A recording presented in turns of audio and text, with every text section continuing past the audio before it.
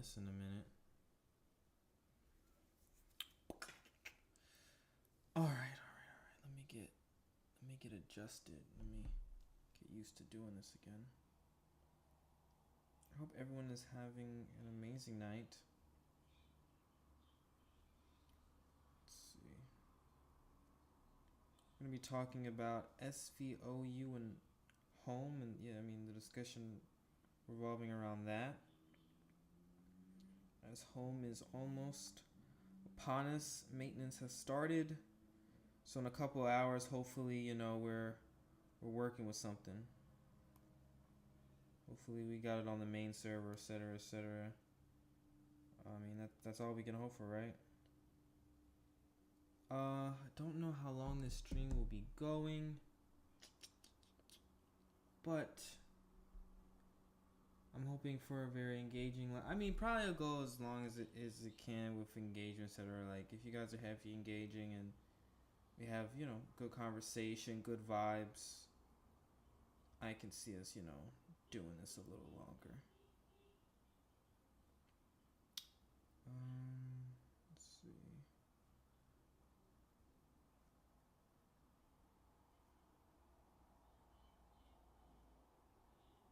So let everyone know the stream has started.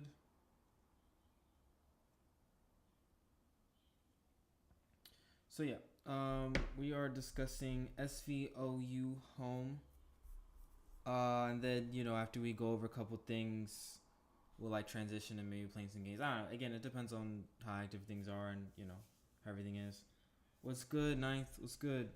Let me know, guys, if I sound good, if I sound fine. I don't want to not sound fine, so please let me know if I sound fine.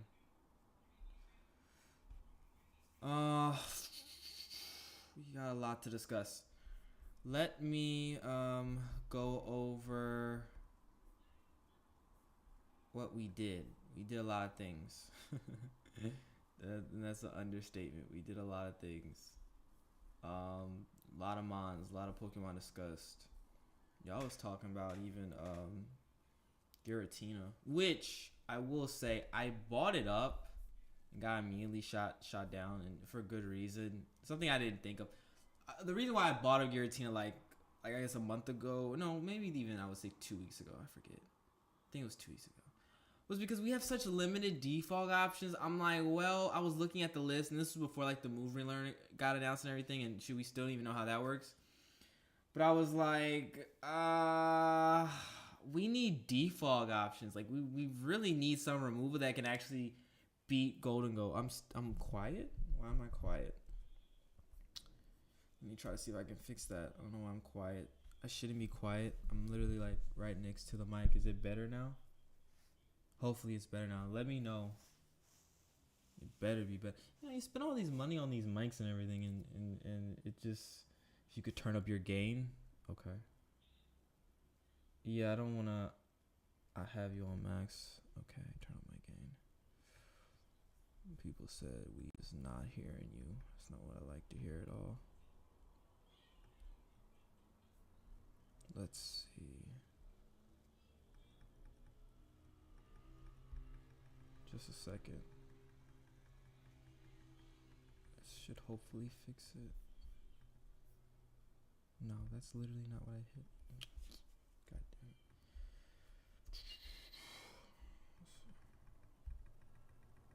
it. Yeah, Reggie still gets spin. Okay. Alright, is it better now? I hope it's better now. Please let me know if it's better now, because I don't want to get into like heavy discussion and like it's still trash. Okay, good. I'm glad it's better. Okay, good. Thank you guys. Alright, so yeah, I bought up Giratina because I'm like, well, we don't really have any defoggers. Golden Go's been literally just like, Golden Ghost has been so weird because it started out really good. It seemed broken. And I still feel like in the end of the day, it caused such a negative impact on the metagame that truly could not be recovered already with such limited removal options. I mean, don't get me wrong. The only good viable defogger really was Corviknight. But I mean, at least we had something. I mean, and Golden Go really just took that away. along with in general just being a very viable and great ghost type in the metagame, prevented, great touch from spinning. There was such popular offenses that revolved around just Golden Go having air balloon and stopping spin, or the best you could do is knock it off, and that's not OHKOing because of its great bulk.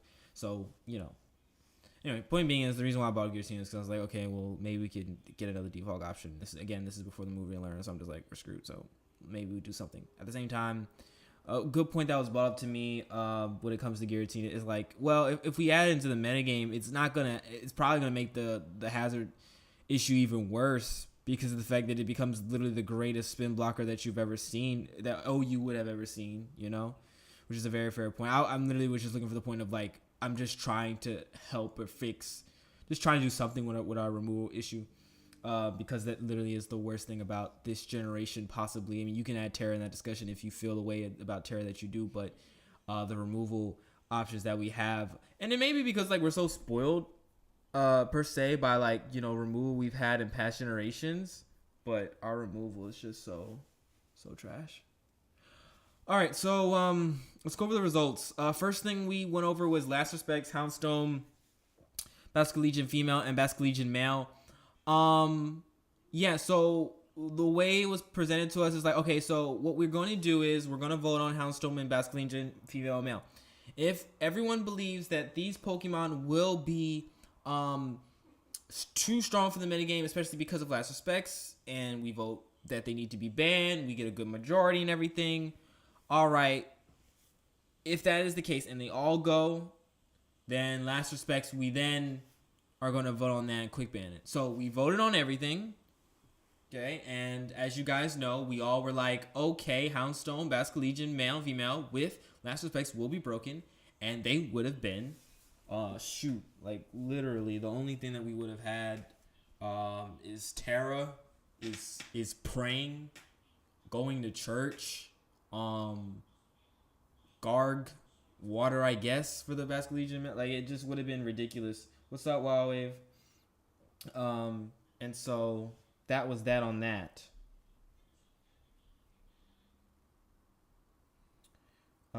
Do you have so yeah, I mean, if that happens for some weird reason, I don't know, man. If that happens for some reason, I guess we just have to like go backwards, and then like Houndstone stays banned. I guess we just have to just literally just go backwards. But yeah, so basically, Busted Mon, Broken Mon. I'm curious if they will make an impact in Ubers.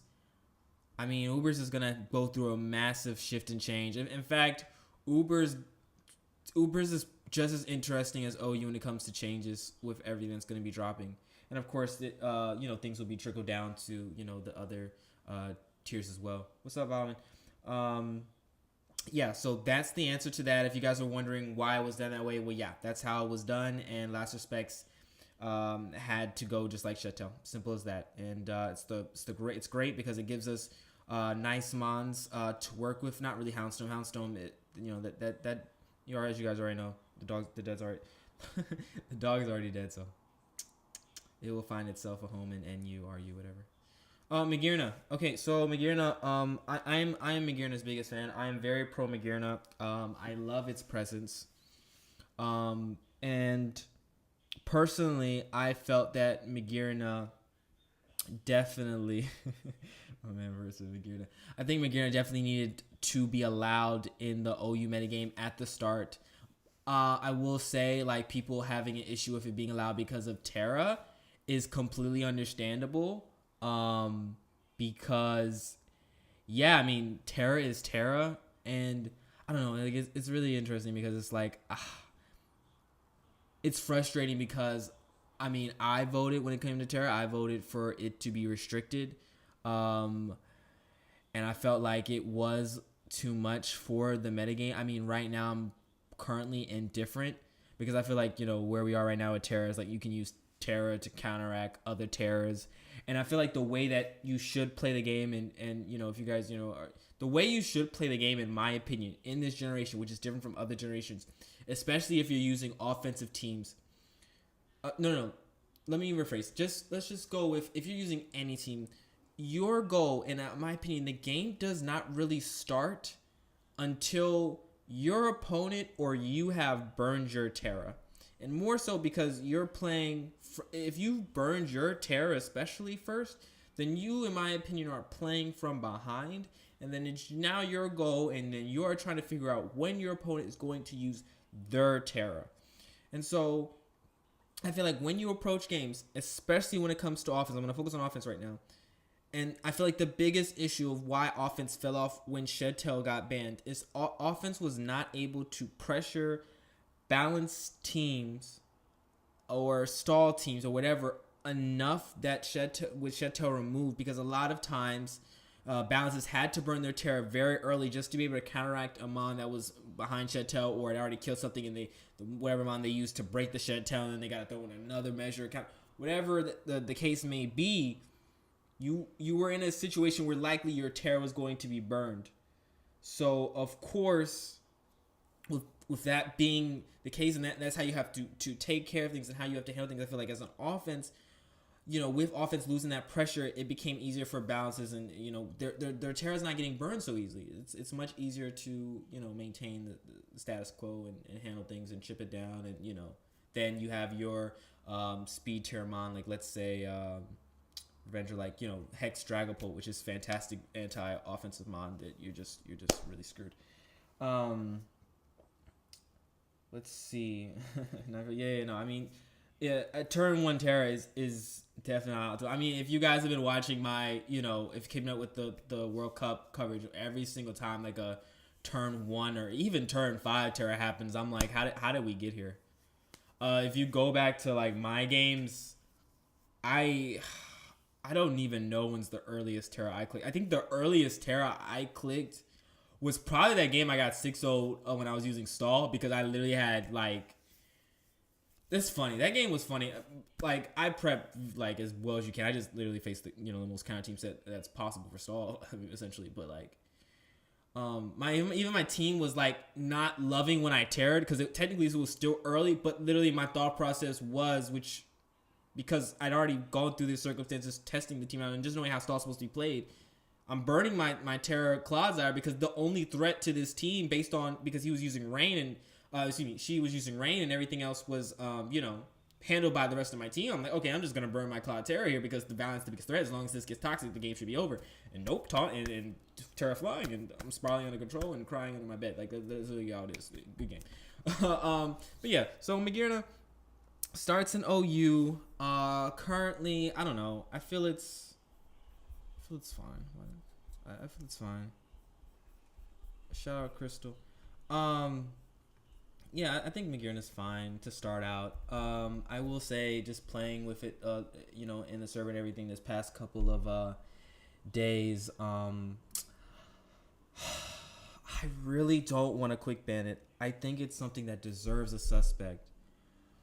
But I will not lie, even being like Magearna's biggest fan, it is very scary. I was just playing 2 games, like I guess an hour or so before I started this live, and both games just ended in Magearna sweeps.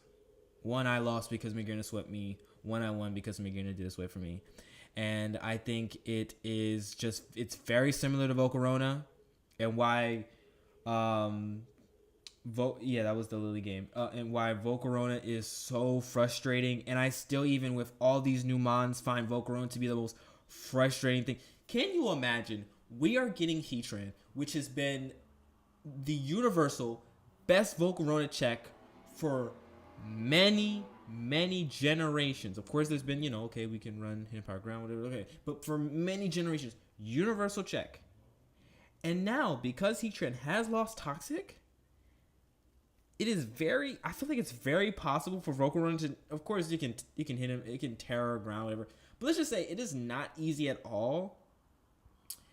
Especially with Magma Storm, PP, and stuff like that. I just don't think it's easy and can be handled. Like, I feel like Heatran is, and of course, because of Terra Ground and Terra Waters, like, Heatran is not at all a good measure for Volcarona anymore, as far as I'm concerned. It's sketchy, it's iffy.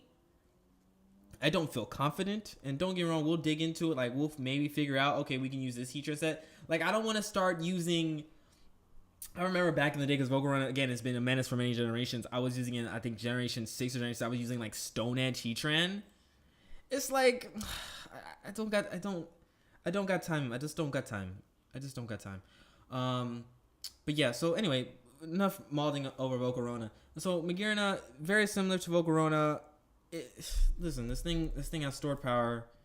You have Draining Kiss. All you do is click Calm Mind and Shift Gear, and then those things just get out of control. You don't have to click Iron Defense. And you know the thing that really is gonna potentially push it over the edge when it's all said and done is it's because of screens. Like you pair a you pair a Grimmsnarl, you pair a Dragapult. I mean, I've even experimented with Zamazenta screens because it's like, honestly, it's the fastest mon on the tier other than, Dragapult that's viable, of course. So you get that +1 easy, and then you can just like still beam out of situations. Like, it's really good, honestly. Like, I just threw it around just to test to see, but it was actually like really good results. So I'm like, okay. But anyway, no. Let me put those back. So you got these three options. Reggie starting in the tier. So this is another potential screener. It's just, there's like 4 different screen viable options. Shoot, even Magearna is a screener. I mean, I was talking with Mind Gaming, another council member, and he was like, well, no, you shouldn't ever really use it as a screener because it's broken. You want to use the actual broken set, but like, yeah, I'm just giving you examples. So we got all these screeners and everything, and it's just, I feel like screens is really just what puts it over the edge, because you're using your Claude, you're using your Skeleton, the unaware options, or shoot, you even using Galar, different things, okay, and then you click your super effective move, and then guess what? The weakness policy activates the next thing, and no, things are spiraling out of control. You're wondering why you play this game. You're wondering if you still want to be a fellow agent. Shout out to Blunder. It's just, you start questioning why you're on Smogon and why you're on Showdown, and I don't blame you for doing so. So yeah, Magearna is ridiculous. And then of course there's different sets that you can run that is not weakness policy. It is why I love Magearna. It's more so the defensive capabilities of it really than the offensive capabilities. I love that Magearna has basically a billion sets that can run, and I feel like it just makes building, personally, it makes building easier and more fun as well. It got spikes, it got side shock. Like, it just is a great, brilliant mon to use. I really wish that it was just really, I don't want to say just a really good, defensive mon, because the reason why it's such a good defensive mon is because it's able to pressure offensively as well. But yeah. And yeah, Vert, you're 100% right. The ideal thing is to click Wisp and then click Hex. So that does not happen. You're 100% right. But I mean, I guess it's just one of those things where it's like, you're going to have to play, generally speaking, a perfect game when Magearna is on the field. And, you can play as perfect as you can, but you're just going to get yourself in certain situations where, like, where it just spirals out of control. I will admit, a lot of games where Magearna has spiraled out of control, and don't get me wrong, it wins fair and square a lot of times too, but a lot of games has been because of a para or a miss or something like that. And we already know Pokemon is a game of margins, and it's a luck-based game. And when the luck is not in your favor, especially with a scary mon like Magearna, it really gets out of hand and gets out of pocket. So, I mean, I'll be completely upfront. Magearna and Regieleki, and we'll talk about another mon, a mon that's a bear, a mon that's a monster, a mon that runs guts. It's going to be looked at pretty early, and we'll see how things look. But yeah, no, Magearna was unbanned. I personally still stand by my vote, and I still think it's the right thing to do to start on the tier. And we'll see how how people evolve. I mean, ideally, I would love it to go to a suspect, because when it's all said and done, there's no way in God's earth Magearna is able to not get suspected. Like, it's just not avoiding it. Like, come on, like, we're being practical here. It's just not happening. It most definitely will have to be suspected at worst. And let's see. Yeah, Salt Cure or Curse. I mean, yeah, so you have the option. So one of the reasons why I love screens Dragapult is because it can run Curse pretty easy. Or you can even Curse Body, can shut down a Flare Cannon. Like, I love the Dragapult screens, the way you can just get out of situations and can shut down potential setup sweepers. Or even if, setup sweepers just start going and start getting ready, it slows them down. It slows them down to the point where it's like, okay, you're not gonna sweep my whole team. You may take a couple mons, but you're not taking my whole team, and hopefully, you're able to reverse sweep with a powerful mon like Magearna or King Gam, and go from there. But yeah, that's Magearna, and yeah, I think honestly, screens is gonna be the biggest thing for it, and there's a lot of viable screeners. Screens, I really think is just the thing that may make it a little bit too much for the tier. So then the question becomes, okay, well, you run anti-screen, moves like Brick Break, Psychic Fang, Raging Bull. Like we have a decent amount of anti-screen options, but when we start running, let's say, lesser than or lesser viable moves, I know a lot of people like to preach creativity and you being creative for different type of things to handle different things should be encouraged. But then it starts to get kind of out of hand. But we do have a lot of anti-screen options, and we do have a lot of anti-screen things. And I mean, you will have to potentially probably, start prepping for it like that. And I don't know if people will be okay with that, because in general, people aren't okay with change. And so, we'll see. All right, that's enough about Magearna. Just amazing mon. When it's all said and done, amazing mon, S rank for sure. May even need its own S plus ranking. This is great. Okay, Lander's Eye. For some reason, when we started unbanning Magearna, like, people were like, oh, well then Lando Eye is gonna be free for sure. Like, because the first thing I got announced, if I recall, was Magearna. And then when people saw the Magearna, okay, it was the last six, but then Magearna, I'm talking about mon-wise, yeah. And so, and then Magearna got, and then people were like, all right. A lot of, anti-Magearna things were like, man, oh yeah, Jack is 100% right. Core changes are great as well for screens. They were like, okay, then that means, the council isn't being serious. They're just gonna unban everything. No, I mean, we're still practical, very practical people. Lando Eye is disgusting. Let's be very clear. This thing does not need to be OU. I'm a big fan of Lando. I'm a big fan of Lando Eye. I enjoyed using it when it was in the tier. But this becomes another conversation about Terra. I did this one calc. I won't pull it up because it can just be simply explained. You got Herb Power, you click Nasty Plot, you got your Terra Ground, you got your Life Force, Shore Force. Slowking dropped. I mean, we already know Galar drops. I mean, I don't really gotta do this. Tinglu drops to Focus Blast. What other counter you can come with? Special Defense, Courage, drop to Focus. Okay, let me put it to you this way. I feel like what you have to think about typing and where we are as a tier. There's a big difference where Magearna's at and where Lando's at, and it's mostly due to their stabs. With Magearna, its stabs being Flash Cannon, and generally speaking, going to be fair, it's gonna be Flare Cannon, Drain Kiss, whatever, etc. So, with that being the case, we have, generally speaking, let's say a lot of resist options. I'm not saying that these mons beat it, but like you're able to pivot around.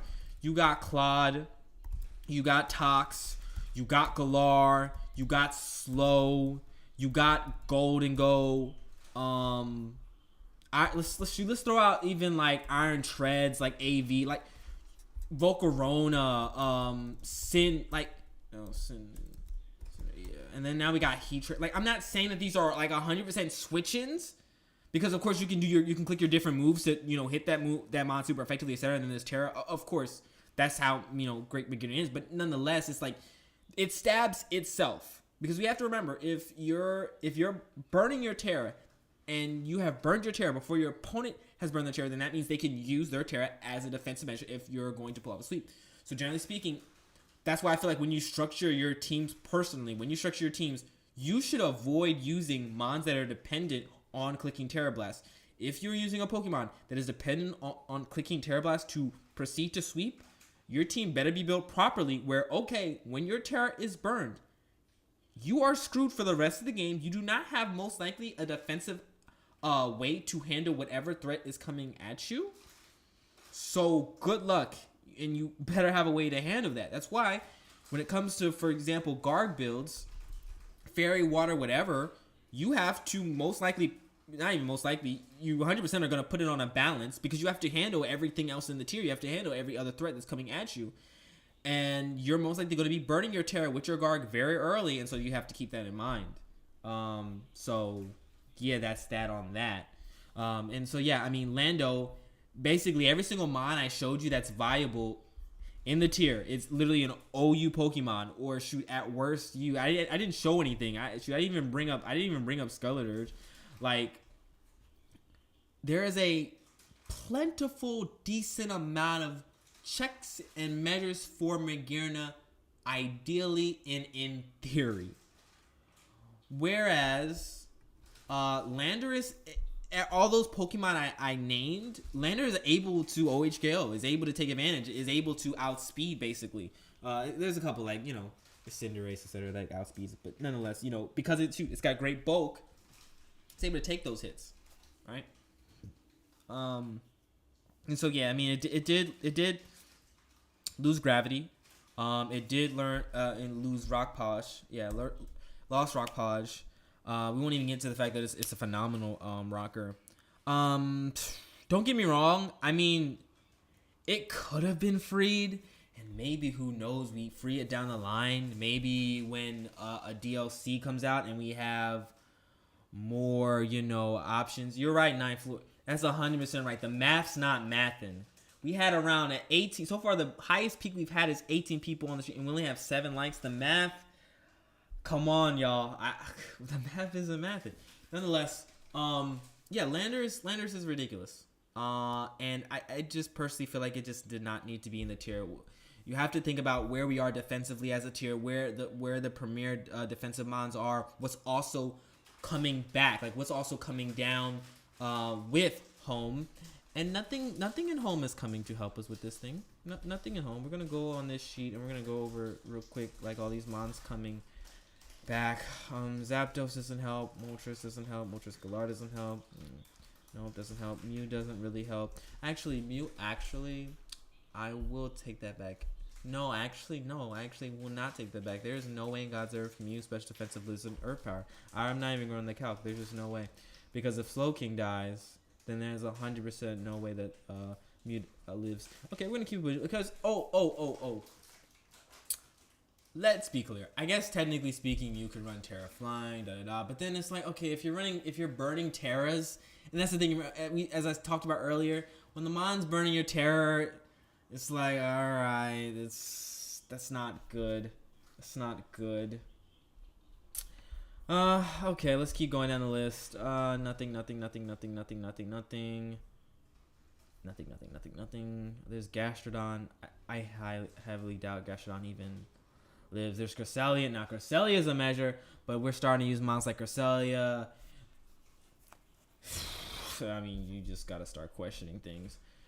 Torn. Well, we know Torn AV's been around, but then you gotta think about the fact that Rocks, you know, then Rock Hazards is impossible to get off this generation, so that can be easily worn down. So it's like, okay. And then you got to start running Icy Wind because, you know, you want to start depending on Hurricane and Bleak. What's that Bleak Wind? It's called Bleak Wind, I believe. Bleak Wind Storm. You want to depend on that to hit now? Okay, now it's getting a little sketchy. So point being, what the heck? I didn't mean to do that.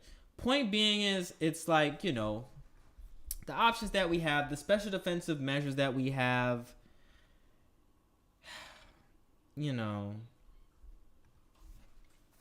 yeah, Islania. Yeah, no, because that's what people were saying. They were saying it lost Gravity, it lost Rock Polish, so let's give it a chance because we have to be fair, we do have a decent amount of mods that can outspeed it. You know, it has kind of, you know, speed tier wise fallen off, but it's the perfect speed tier to blow through your entire team. Let's not get it twisted, and then you add, you know, Terra to the whole fact, and then it just gets ridiculous.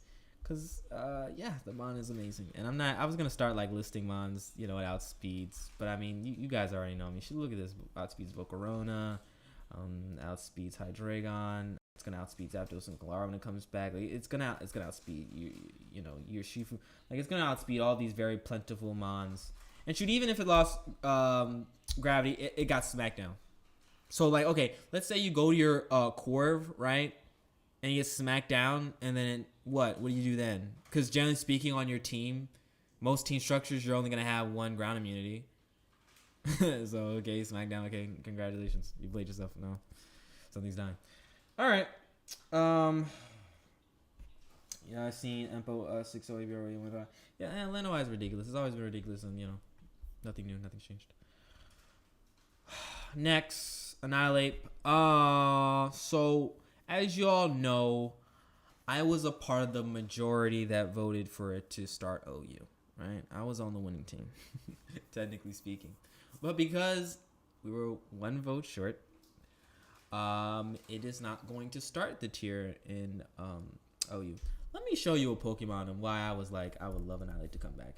This thing right here. Are y'all not tired of this rock? I'm personally tired of this rock. And my thing is, this rock, literally, usually, generally speaking, has nothing to lose by clicking the busted move that is Salt Cure. So it would have been nice to have something that can prevent it from not just spamming and clicking that move freely. I'm sorry, but Guard really is a no-thought mon sometimes. Like, don't get me wrong. To use it effectively and, like, win games with it, you're going to have to think, of course. But there's a lot of situations where it's like, what am I clicking? Oh, right. I'm clicking the move that chips my opponent down every single turn it's in.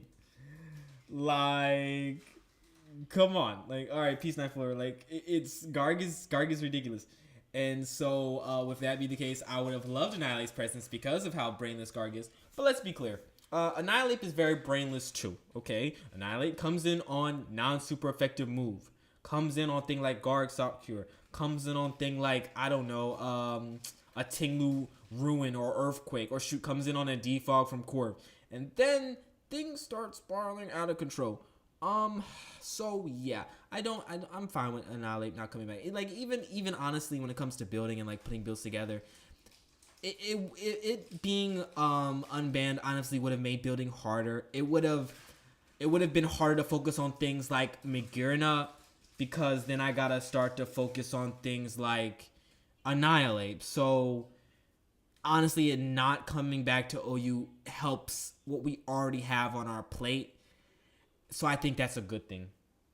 Is there a reason why the council doesn't give a brief explanation on why Pokemon should be banned or unbanned? So, I mean, that's why I'm doing my video giving my thoughts. Finch, you can go to his channel. Finch literally uploaded a video today going over his reasoning and his thoughts. So you have me going over it now. You have Finch having done his video, and as you brought up, Uzma did her video. I mean, not her. Excuse me, her post. So, if the other council members felt the liberty to, maybe they will. I don't know. I mean, I don't speak for them. So, I appreciate it, guys. I appreciate it. So, yeah. And then as Vert just brought up, I mean, Terra is really the main reason why Annihilate can't be in this tier. I mean, I don't really have to go into it deeply. Like, you guys understand, like, what it was. Y'all understand what it is. I mean, this thing, its best Terra was water. And then it got ridiculous when people started catching on, starting to run fire. So even if you had, like, a fast speed like Volcarona with Wisp, you were losing. It just... I mean, we can...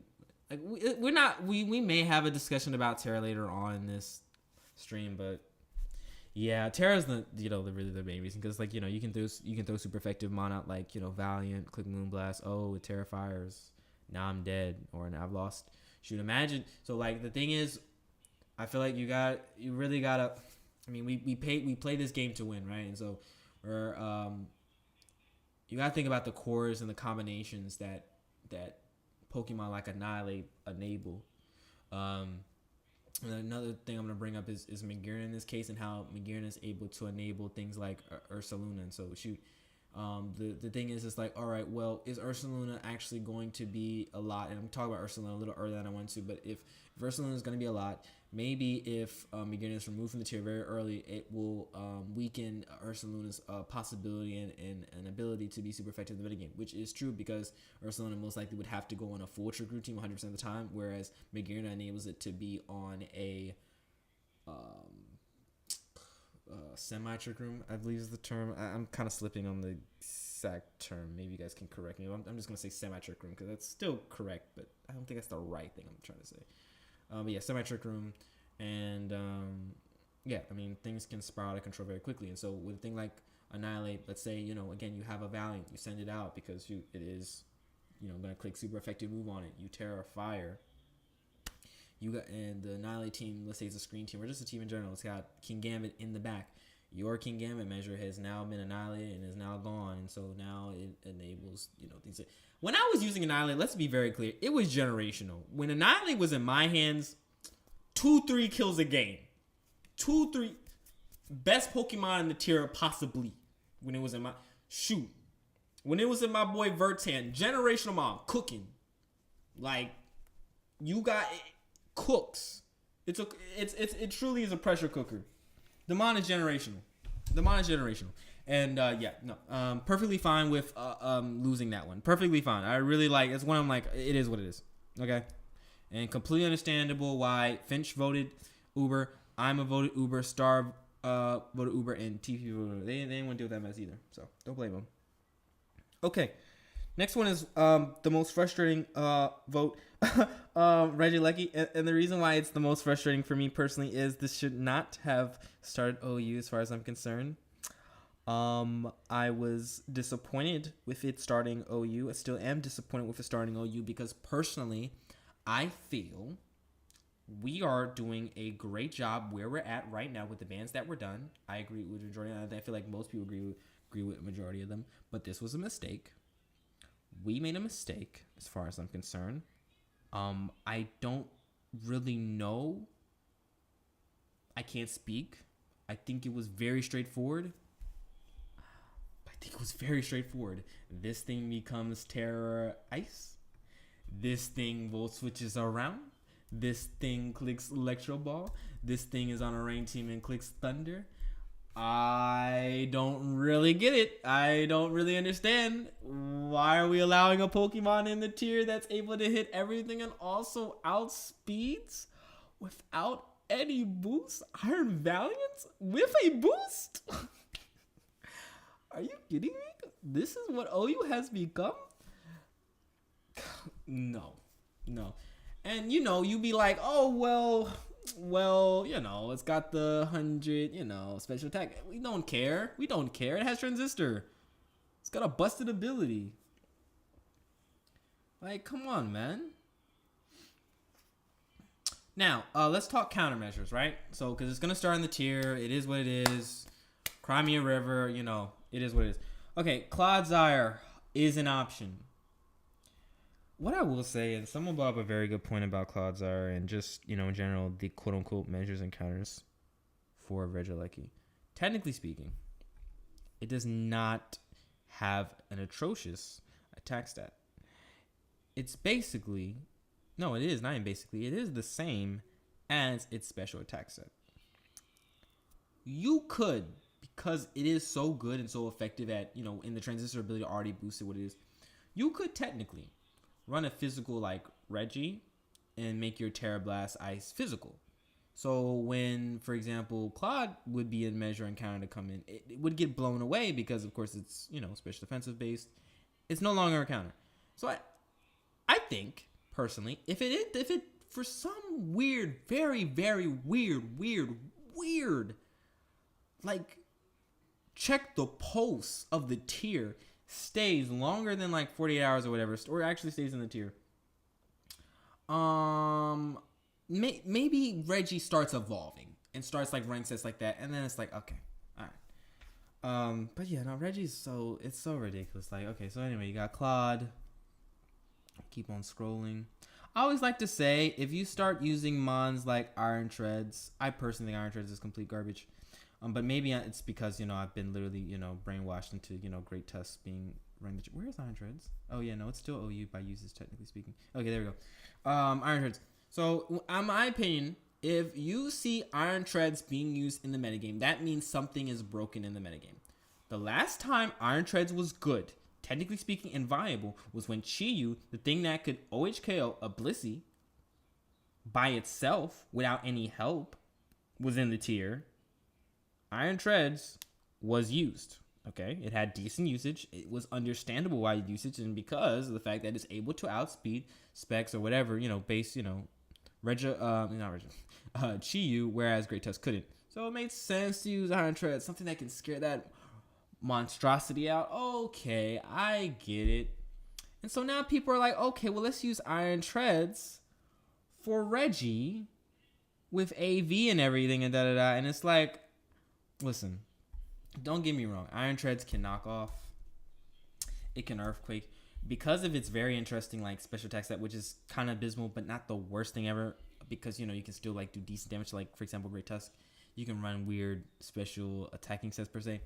It's a versatile mod, and for some reason they even gave it like Volt Switch. Like when Chiyu was around, like I actually enjoyed Iron Trades. Like I threw on a couple teams. Like it's a fun mon. Like I don't get me wrong, it's a fun mon, but effective mon is a whole nother conversation. And generally speaking, it's not usually effective.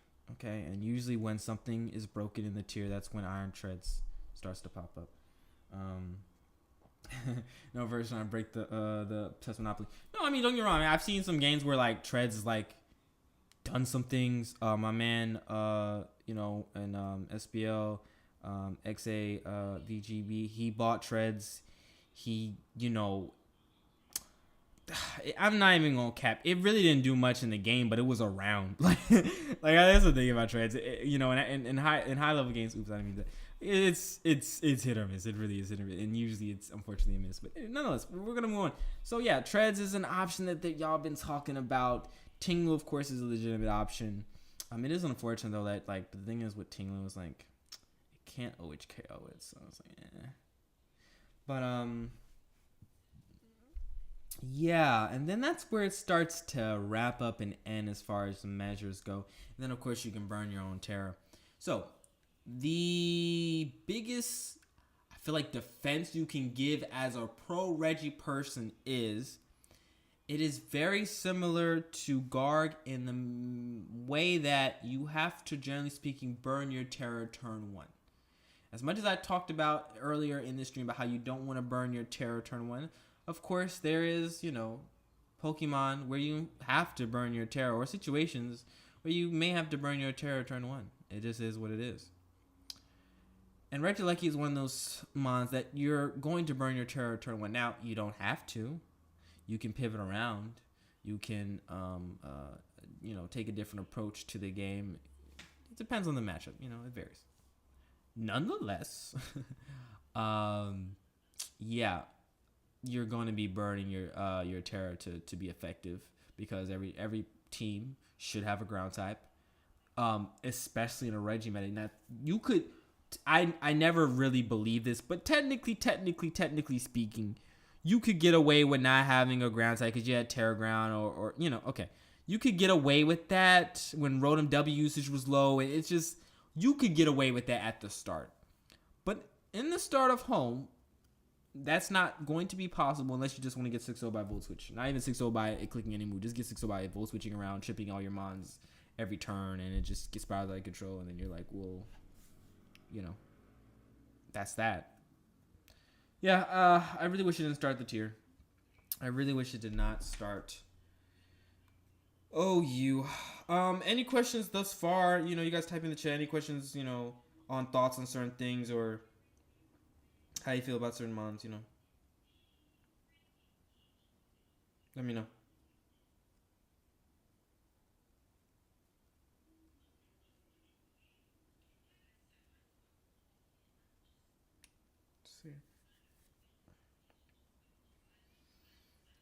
Broken. What do you think of the best playstyles right now?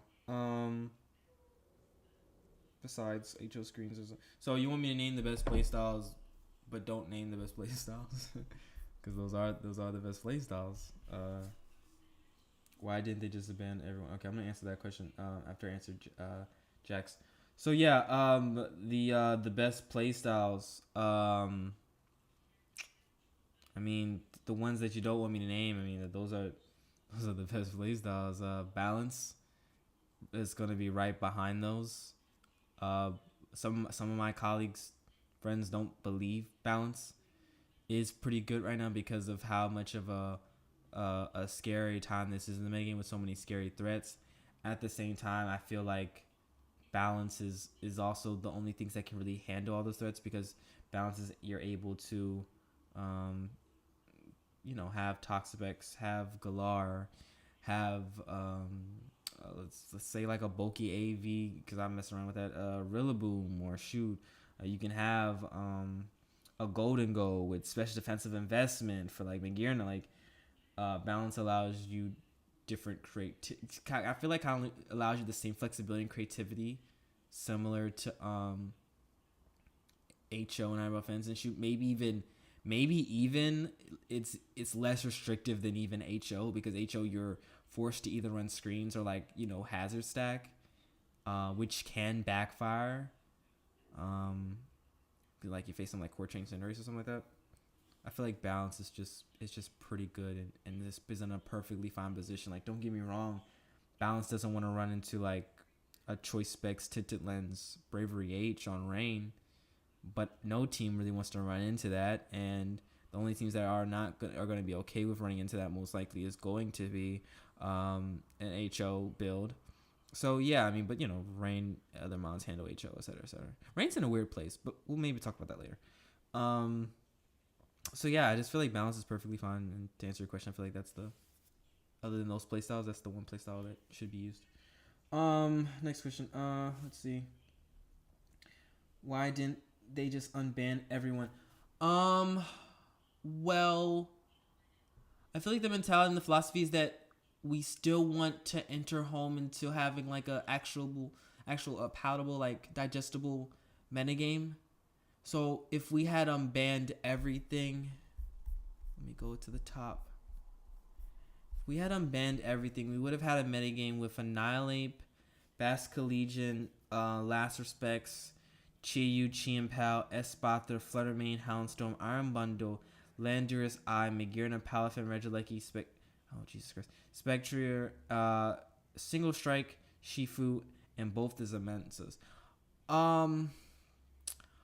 I don't know. We just don't want to play a tier where like you just load up 6 and then just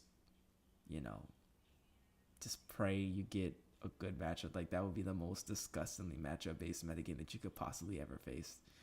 That would be too much. You wouldn't be able to prep for anything. You wouldn't be able to prep for all those. I mean, in all seriousness, like if the metagame starts like that, you just load up HO and just pray. You're not gonna be able to prep for all that. Are you kidding me? It's just not happening. It's impossible. And I feel like it would be so frustrating. You build a team and then game 1 you loaded up your 6-0 by a Espeater because it clicked protect. Shoot, it clicked hypnosis. Let's say you want to get real grimy and you want to click hypnosis so the counter that you had falls asleep. Then it clicks Calm Mind a couple times, Terra Blast, boom, good game. You face Palafin, it bulks up. You go to your Amoonguss, right? Something's already asleep. Let's say something's already asleep, right? You click Giga, Sludge, whatever. Oh, Terra Steel. Woke up some more. And then, you're getting 6-0'd. I just like, I mean, like, if we unban everything, some teams would have been looking real nasty. And, like, imagine a Ghost Band team of Annihilape, Houndstone, Regieleki. No, not even Regieleki, excuse me. Because we were talking about Ghost Band. Let me put this on paper because, I mean, just for the fun of it, because I just feel like just the concept of it just sounds so mind-blowing and, like, busted. It's just like, what? Annihilape, Spec, Fluttermane. Then what other ghost type is going to join the party? Do I even want to give the thing is, I don't even know if I want to add the Basculegion forms. Do I need to? Oh, yeah, Houndstone. I wanted to add Houndstone, right? Yeah. Okay, so let's say you have these 6.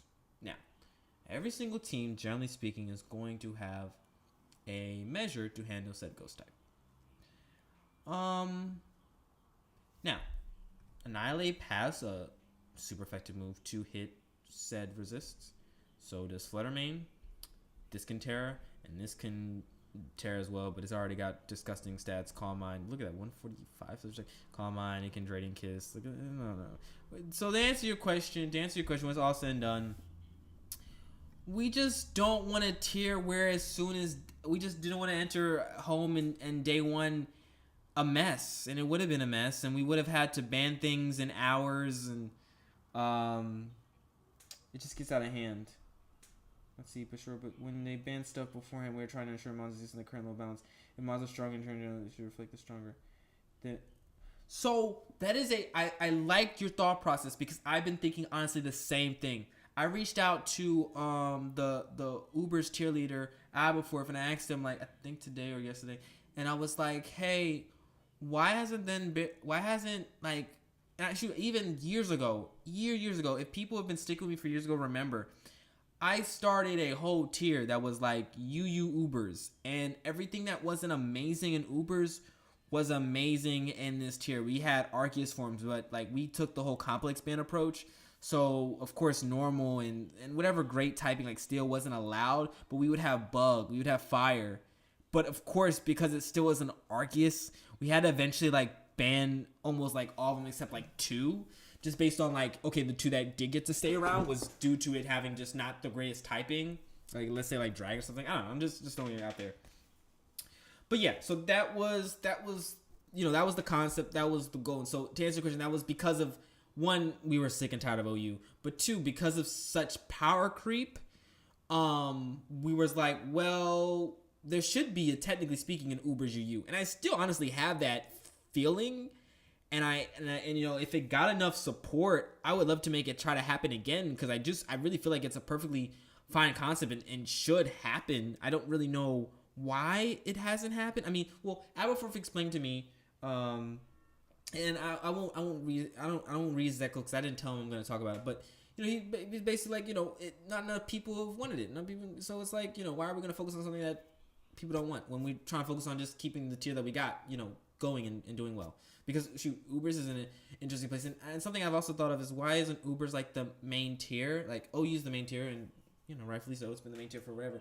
But the main reason why OU started out as the main tier and because Ubers originally was a ban list. Ubers was not technically speaking considered a tier. Sure, it was played, and sure it was you can be in tournaments, etc. But it was technically not a tier. It was a ban list. But then they banned Mega Rayquaza, and then it became a tier. So why hasn't there been? I feel like there should have been more tier ramifications because it became a tier. I feel like we just left it as is, and then we were just like, okay, you're a tier now, figure it out. I feel like Uber should be getting a lot more love and support, and I mean, there should have been some changes or something like to reflect that. But I don't play Ubers. I'm not a main, so I don't really know. So. Yeah. But Dan, Mew, I hope I answered your question as best I can, and yeah, I agree with your mindset. I understand it for sure. Okay. I want to make sure I answer all the questions. Did I miss anything? Okay, we answered Jack. We answered Mew. Wow, Wave is Deoxys speed be allowed when it comes out? I don't know. I don't know. It's too early to say. I loved Deoxys speed when it was in like X and Y. Special mod, loved it. So, as much as I would love to see it, I don't think so. I don't know. I just think of because when Deoxys speed was around, so they released. So this is back when I played on PO, Pokemon Online. It's unfortunately like down now, and like Showdown wasn't. It was weird because like if you remember like back in the day, like Joey Blender, like they played Pokemon Online, and then like the momentum and everything, the streets, everything shifted to Showdown. But Pokemon Online used to be the premier place. It was like the best builder, etc. And yeah, I don't know if it was the premier. I don't know. Maybe I had a very biased view, so I don't want to say that for sure. Nonetheless, it started like you had Deoxys attack, defensive, and speed. Attack, of course, got banned. Let me recall. It was Deoxys definitely didn't get allowed, but attack for some reason did. It got banned, and then it was just defense and speed allowed, and then eventually over time, I think they both got banned. I think both of them barely got banned, or maybe speed got banned, but defense, I don't know. Point being is, definitely not right. Of course, it's not coming in home. I don't think so. Yeah, I'm pretty sure it's not coming home. Point being is, I would really not like it in a tier right now. and I would really not like it unless smoke not smoke on Game Freak is in the DLC going to be including like defog as a TM to learn again. Because I really don't want all those hazards spinning around the tier, etc. Or just shoot. It's a scary mod even as a life orb user. Like, don't get me wrong, like speed is generally speaking going to be a hazard setter, but they can really get some damage and really can get the job done with attacking sets too. That's a very scary mod. So personally, no, I would not like to see it in the tier, and I doubt it would be allowed as things currently stand. Why was Basque Legion banned? Basque Legion was banned because why would we want Last Respects everywhere? But yeah, no, they were just banned because of Last Respects. They're not banned. They're actually unbanned. The whole thing was we had to ban it so we could ban Last Respects. If you want to say the process is very lengthy, yes, but we have to do things properly so things aren't picked apart in the future and things are done right. Okay. And so yeah, I mean the answer to that question is it had to be banned so we could then ban Last Respects, and now that Last Respects is banned, it is now allowed. Let's see. Any other questions? Do you think Terra needs to be restricted after home, or has Terra become less threatening over time? Terra has become less threatening over time. But I think that may be just the effect of us just getting used to Terra, maybe more so than it actually being balanced, or just more so just quote unquote sucking it up and just being like, okay, well, it is what it is. Like, it's not actually going away, and it's not going anytime soon. And especially with the fact that Terra will not be looked at until World Cup is finished, so we got basically another 2 months guaranteed of Terra. So I think we may even find ourselves in a situation where people get so used to Terra that it just doesn't get touched, or not. Let me say not doesn't get touched, but there won't be enough support to ban it. I mean, it was one of the most controversial and closest suspects that you probably ever going to get. So yeah. But it probably needs to be retested after World Cup. I still think because of how close it was, you're probably going to want to put it back in the hands of the people. Finch, I'm pretty sure, has stated that it will always go in the hands of the people because it's so controversial. So, yeah.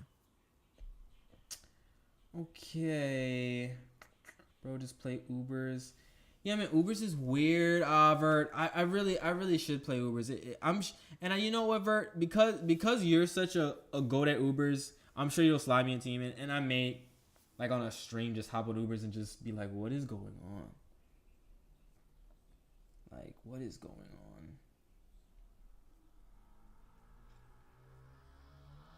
on? Okay, answered all the questions.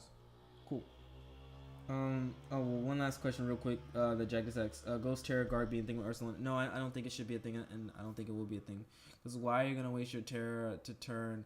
Well, let's just say you put in the builder, like you're just making your Garg just a free Chimpao thing. It's like, that doesn't sound great. And also, you don't even really do anything back to Ursula. Like Ursula, like 1v1 is gonna be beating you, so. Doesn't sound ideal, especially if you're gonna waste a Terra on it. Doesn't sound ideal. And I'll answer real quick, Amber Kyoto as well. Favorite balance team? Shoot, I don't know. As you see, my builder is basically just all home. Like only like maybe 2 OU teams. Balance, favorite balance.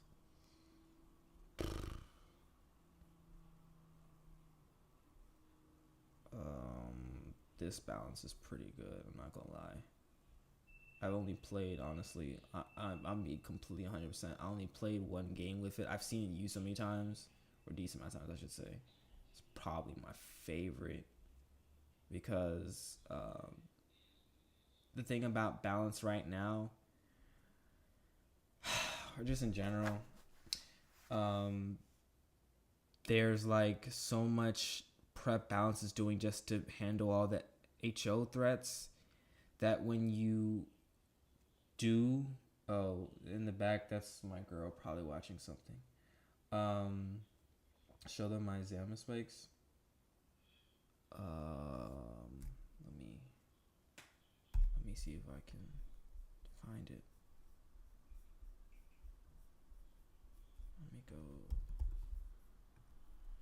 Cause Lang did like 2 cool teams, and I was trying to see if I could use it to as like an idea on to make my own builds. Cause I like the structure. Was it this team? No, that's a broken HO. Where is it? Is it this one? I don't think you sent it to me. So how am I gonna send them something that I don't have? Anyway, no, I honestly, I don't know where it is. So you may have to send it, resend it, or yeah. What is this DM? Oh, that's funny. Discord. Resend the DM. Resend the DM. I can't find it for some reason, and yeah, just resend it so I don't waste time.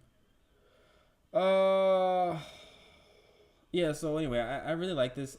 Okay, so let me get back. I'm sorry. Let me get back to the main point. So I feel like balance is in a place where like you are trying to, you're trying to handle so many HO threats that you're just trying to survive. Like the balance, especially in such a high offensive metagame that we're going to be entering, you're just trying to survive. And when you survive, you win, of course. No brainer. But you're just trying to survive. And so with you trying to survive, you find yourself like, for example, I really like this team that Vert put together, and I just made my edits, and I guess just what me and Vert do. Vert makes a broken team. I'm like, oh, let's do this and let's make it more broken, and perfection. But nonetheless, like I enjoy this team, but like versus another balance, things can get really annoying. Like especially if you face a balance with a Chien Pao on the opposing side, and or shoot a Heatran on the opposing side. Like it just things get annoying, and they burn like a Terra Grass. Like shoot, I faced I wouldn't say a balance. Anyway, I faced a Kingambit, all right? And I have Kingambit measures, right? Okay, great. This team actually should not be weak to Kingambit. But when Magma Storm isn't hitting, and then it turns into a Terra Fairy, starts Terra Blasting, it's like, okay, I tried. It was fun. Good game. Shake your hand. Quit this game. Run away. Never come back. Like, it's just, what can I do? But nonetheless, yeah, I really think this team is really good. It's able to handle balance. It's able to handle HO builds. I would say the only criticization. I butchered that a bit. Critique. Let's go with critique. Is the speed. I don't love the speed tier on this team. The fastest mon is because this isn't even max speed, so this is the fastest mon 322. It's generally speaking not gonna get it done. I won't also mention the fact that this team is 6-0'd by Reggie, because that mon really won't stay in that long, and I'm sure of course this team, like I'll tell you right now, I have some teams in my builder that's 6-0 by Reggie, and it's just because I'm not taking them on seriously really. Like as far as I'm concerned, it should not be in the tier for longer than a couple, maybe 2 days. So I'm moving on. Like I'm just like, it's whatever. But yeah, that's literally my only criticization. But I enjoy that. But it's probably, I guess, my favorite balance. Okay, let's did Lang send it?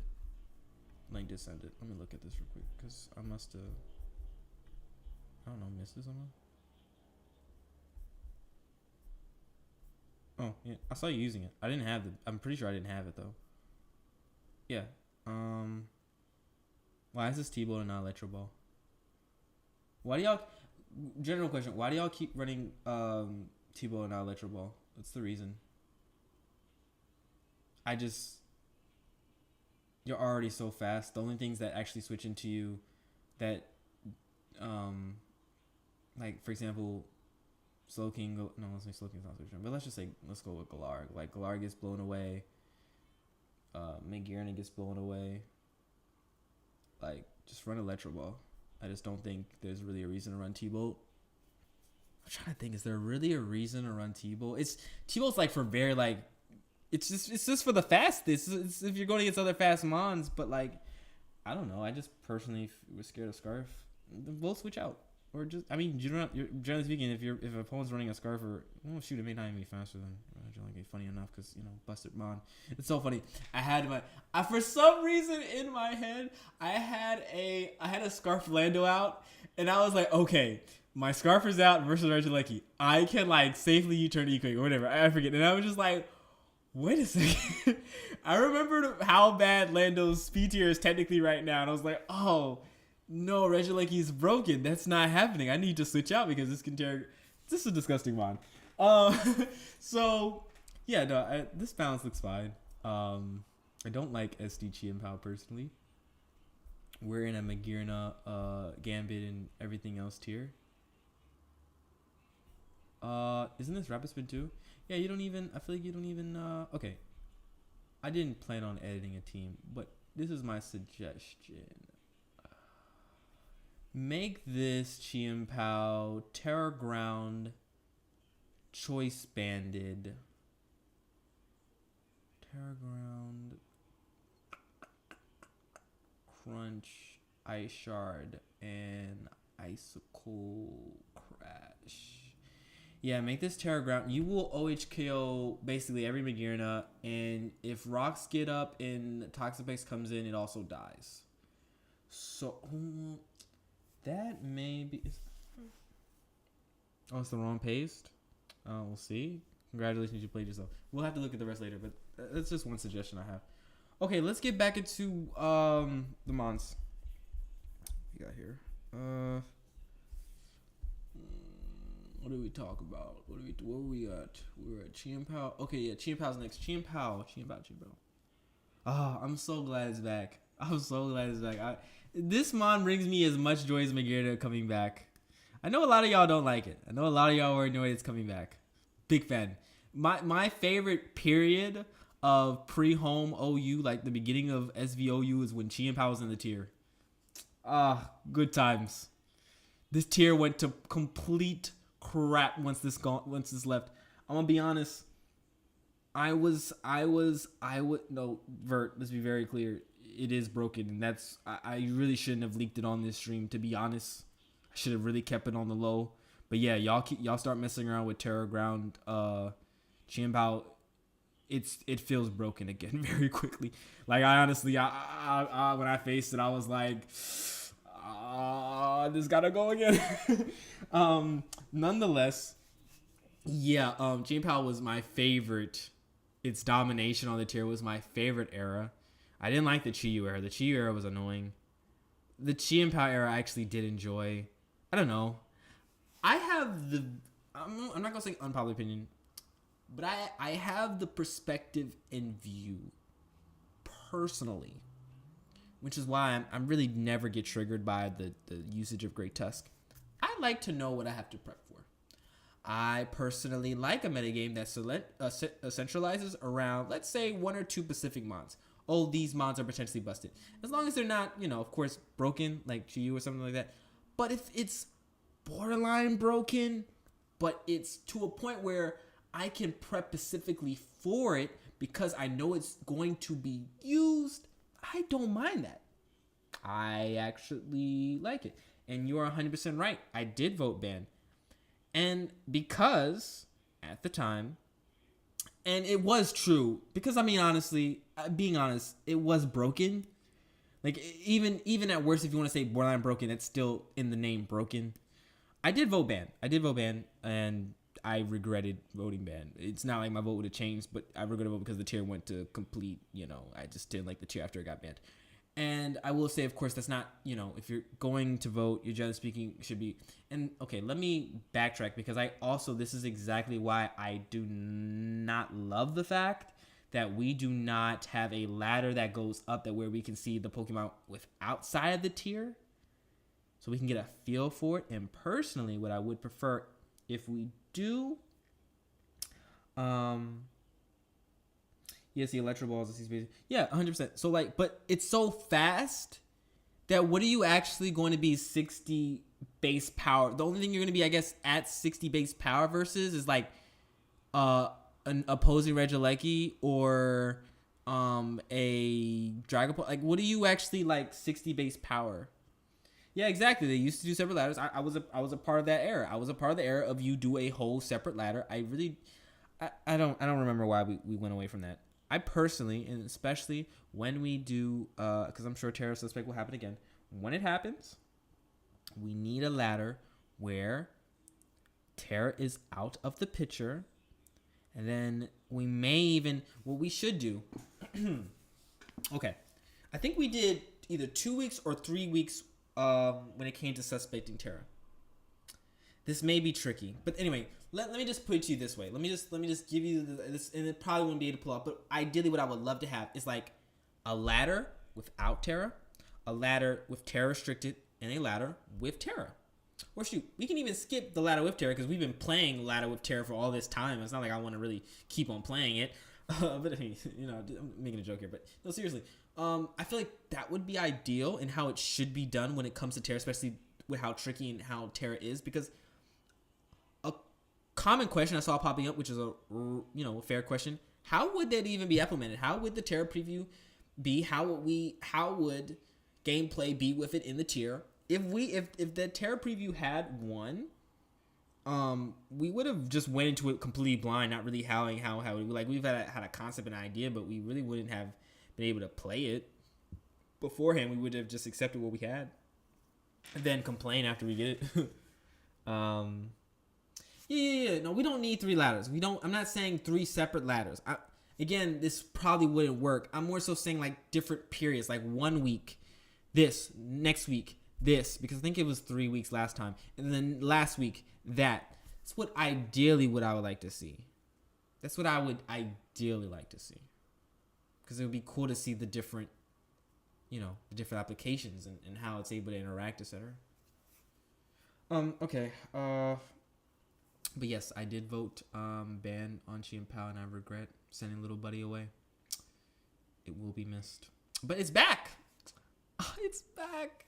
And yeah, let's talk about Chi and Pao. So main reason why I honestly personally voted Chi and Pao back is because I just felt a lot of things came. Well, not that thing. God, not that thing.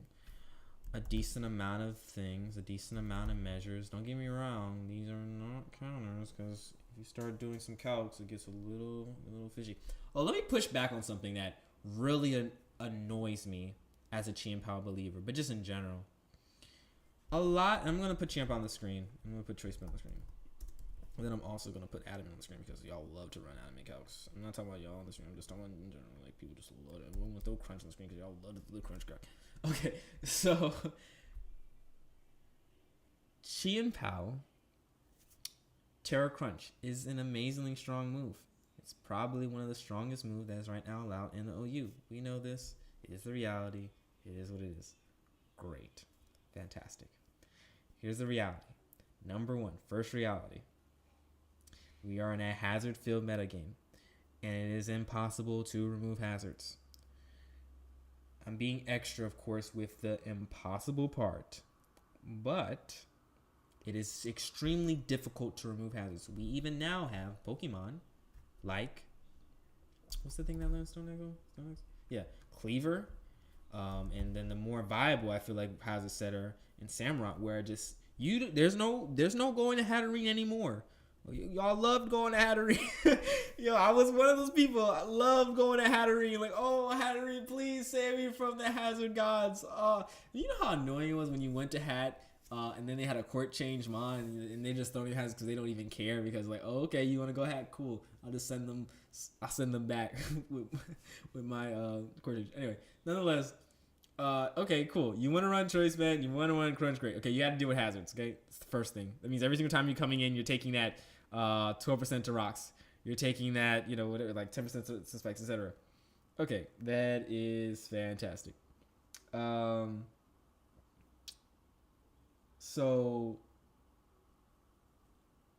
there also is the reality that you have now burned your Terra. That means that the rest of the game, of course, you don't have Terra to use, but your opponent does. Generally speaking, your opponent is still going to have a way to counteract that with a defensive Terra for Chi and Pao, right? And I think it's perfectly fine to have a defensive Terra to handle said mon. I think it's perfectly fine to EV a mon to handle a particular threat. For example, a popular thing I personally that was put onto and I enjoy is running mixed defense Tinglu and then luring in Chi and Pao with body press. I think that's fantastic. You don't die. Sure, you're going to take a lot of damage, but guess what? The Chien-Pao is dead. The most dangerous and scariest Pokemon, most likely on your opponent's team, is dead. You have won that interaction, generally speaking, most of the case. So, yeah. I just find very big issue with Chien-Pao, Adamant brother. And then there's also the reality of, yes, it hits great speed, but especially with these new, I don't think you really personally can even afford to run Adamant currently, because that means you're outsped by, well, you're already outsped by this, but that means you're outsped by this. What else are you outsped by 100%? Torn's gonna be relevant. Meow may fall off a bit, but it's still relevant. Sneasler will be relevant. Cinderace may have a little fall off, but it's relevant. It's just it's not amazing to get outsped by those mons. Yeah, that's just my opinion. But, if you run Adamant, I still get it. I mean, it's still fantastic. It's still a great mon. So, but anyway, that's just my pushback on everyone just loving just to throw up choice banded calcs. It's like, okay, well, there's some drawbacks. There's some heavy drawbacks to these calcs, and I feel like it's just never talked about. Like, they just throw the calc. Oh, look what it does. Yes, we know what it does. We know. All right. As long as people want to try therapy, I think you gotta respect the community wants. I think so too. I think you do have to respect the community wants. At the same time, is that what the community wants? And I say that because it was mixed results. It was a very controversial thing, and it ironically got the majority, but it did not get enough. I mean, shoot, as we're seeing here in this thing, what got the majority? Like, Annihilate got the majority in this situation, but didn't get enough votes. Of course, this isn't community. This is, council stuff, but I feel like if you get the majority, that's a stronghold on what the community wants. But, you're 100% right. I mean, still, when it's all said and done, you want to give people what they want. If you just joined, make sure to please drop a like, and if you're new to the channel, subscribe. I really appreciate it, guys. I really do. But yeah, Chien-Pao, running these calcs is annoying. Anyway, so we got Magearna, Shifu, Zamazenta, both Zamazentas. And so yeah, I mean, the addition of these Pokemon, along with the fact that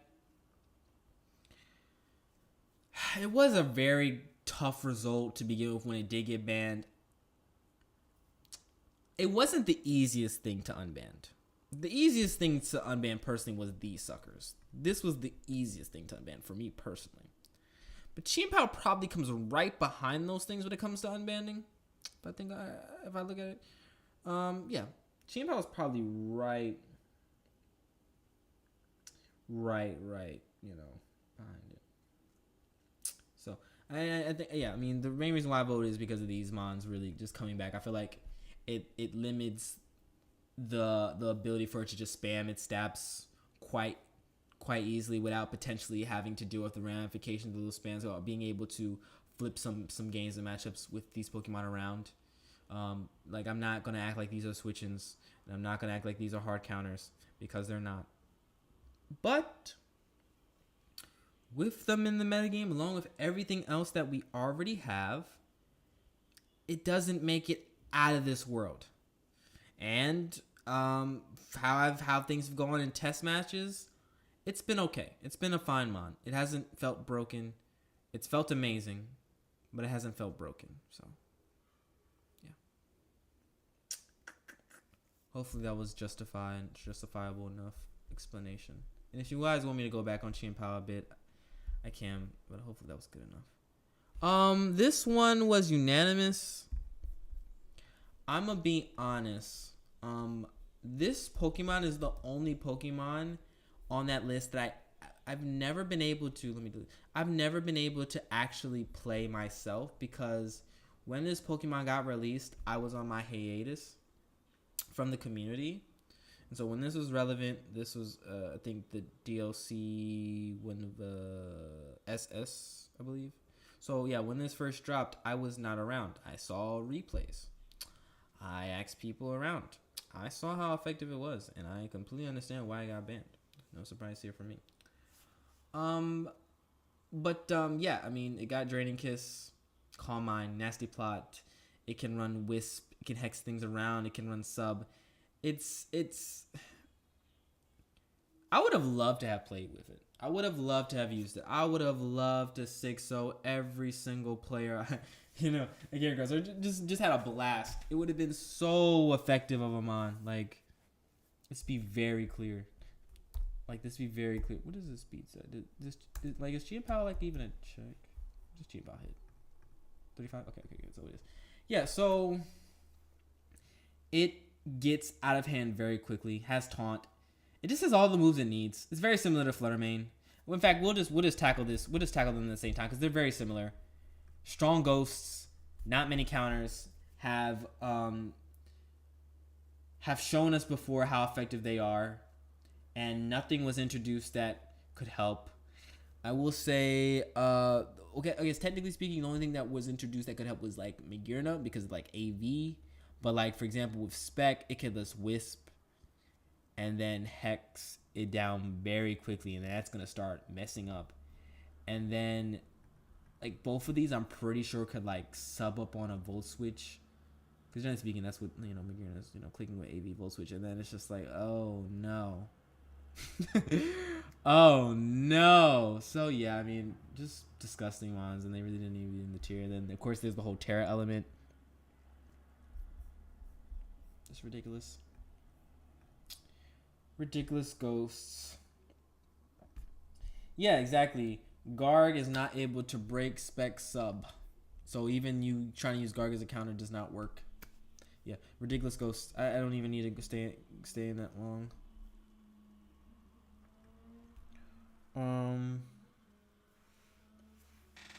I wish they would revert the Steel Tide nerf and make them resist Dark and Ghost again. That would be very, very interesting if they nerfed it.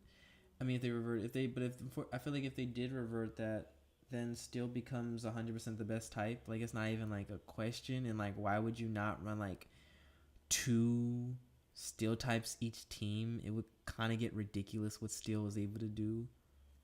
Like, Heatran's already generational, and now it resists Ghost and Dark. It's like, okay. I mean, like, Heatran would handle Grass, Fire because of Flash Fire. It would handle Ghost, Dark, and Fairy. And then it has Terra just in case it needs to get out of some situations. Like, Jesus Christ. But I hear you. Because Ghost and Dark are amazing. But, they would have to shift things around again. Espathra. I will be... The way I voted on it, Uzma and Flame Victini voted OU, for the reasons of Flame Victini. I'm not sure if he'll ever, disclose his. Uzma disclosed reasoning on the forum if you want to read it. Espathra is very simple. I enjoy my mental health. I enjoy the players. Oh, am I pronouncing it wrong? I'm sorry if I'm pronouncing it wrong. I enjoy the players' mental health. I love y'all mental health. Why would I not want y'all to have good mental health? And when this Pokemon is in the tier, it's not good for our mental health. Let's have self-care. Let's have self-care. You can go to your therapist, you can talk to. Imagine you going to your therapist and you gotta reflect about how this thing clicked Protect and Calm Mind a couple times and it made you log off. It's all about mental health awareness, guys. All about mental health awareness. So yeah, Spather's ridiculous. Terra makes it ridiculous. You can run Terra Fire, you can run Terra Fighting, Terra Fairy. I bought it from Gnosis either. You're honestly, we're so lucky this didn't catch on. We're so lucky that didn't catch on. Like, sure, it's a 60%, but if it hits, me. I'll be honest. I won a lot of games on ladder with that 60% move because, what do? You go to your counter, you go to your Tinglu. Oh, your Tinglu's asleep. Oh, talk about. Oh, I wish, honestly, if Santa was real, I would write to Santa and ask Santa to put together a nice video compilation. Just set up some cameras in people's houses. Be a little invasive. Be a little crazy, and give me the feedback footage of their reaction when I clicked hypnosis and hit and things. Oh, I just know I would have a blast watching that. Anyway, nonetheless, Espathra, yeah, Busted Mon, clicks Calm Mind, clicks Protect, Terra Blast. Even with the removal of Shed Tail in the tier, it doesn't help the tier. Like, it's not like this has any other role but cheesing. This does not help the tier develop. It does not like check a certain mon, or there's just no reason to have this Pokemon in the tier. It doesn't help anything. And it is not, let's say, with Shed Tail being removed, nerfed enough to the point where things can't spiral out of control very quickly. I honestly wasn't even so super pro Espathra getting banned early on, but as over time, it's just we had Chien-Pao in the tier as well. We had already Kingambit. We had threats. It's just, I was using special defensive Skirladirge, and the thing is it worked. It did its job. We EV'd it perfectly. Avon was the one that really put me on. EV'd it perfectly to where it was gonna take Espathra, beat it. Good. But then you run into Espathra with Psychic Terrain. Oh, well, I thought I had a counter. It's just it's a cheese mon. It's a mon that's disgusting. I don't really want it in the tier. I didn't think it needed to be in the tier. It doesn't bring anything healthy to the tier. It's unhealthy for the tier, personally. So, yeah, y'all think Magearna's bad? That bad boy starts going, and then if it got released, Espathra and Magearna stored power would have been generational. Generational screens, just good luck. The knife matter is Chi-Yu. Oh yeah, exactly. And Skeletor didn't even work in some cases because Terra Fire started catching on. Yeah, that's exactly right. Yeah, and then this is one of those discussions where it's okay, if Terra does get banned, Espathra will come back. Chien-Pao will probably be less broken. Reggie will, it's starting OU. Most likely will have to go. It would be balanced. Annihilate would come back. Lando I maybe we even be able to suspect it. Probably not. Probably still be busted. But Magearna may even be okay. But it's it gets a little shaky. Nonetheless, point being is, if Terra was to go, if Terra was to go, then yeah, Espathra would be okay. Espathra was was a lot. Espathra was a lot. Yeah. So Chi-Yu. Let me just find that meme for Chi-Yu, because I don't even need to be discussing Chi-Yu that heavy. Because Chi-Yu is very simple. Chi-Yu is very simple. Where's that Chi-Yu meme? There it is. Let me pull that up real quick for y'all. Okay. Alright. So, as you can see in this meme, the Chi-Yu clicked Overheat. Now, that is a Blissey. As we all know, Blissey is the premier and the best special defensive wall that you can come up with. The Blissey switched in. Specs Chi-Yu. Let's say +2. It doesn't matter. Chi-Yu clicked Overheat in the sun because that's the best wall breaker you possibly ever can find in OU. How this thing was OU for months, mind-blowing.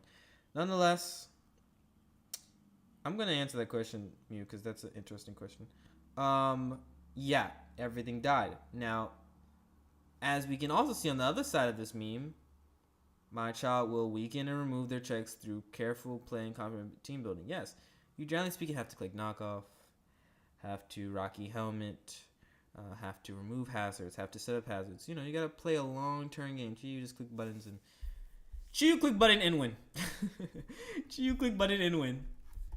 Click button and win. And then there's Terra, and then oh man, I had a lot of fun with Chiyu.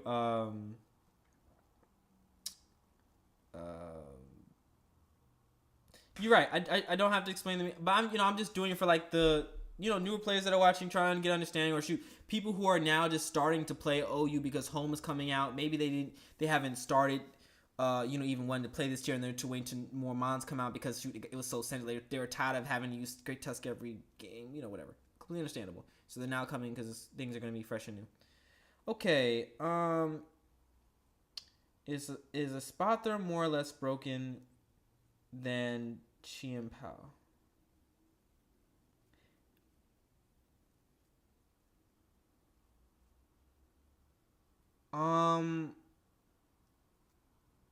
In a vacuum, probably not.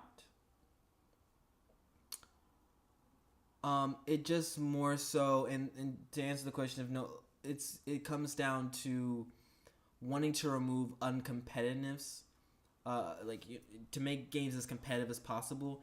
And Espathra adds the same element that Baton Pass does, because technically speaking, Baton Pass as a move just by itself in the back it's okay. Baton Pass is okay, but Baton Pass very quickly spirals out of control.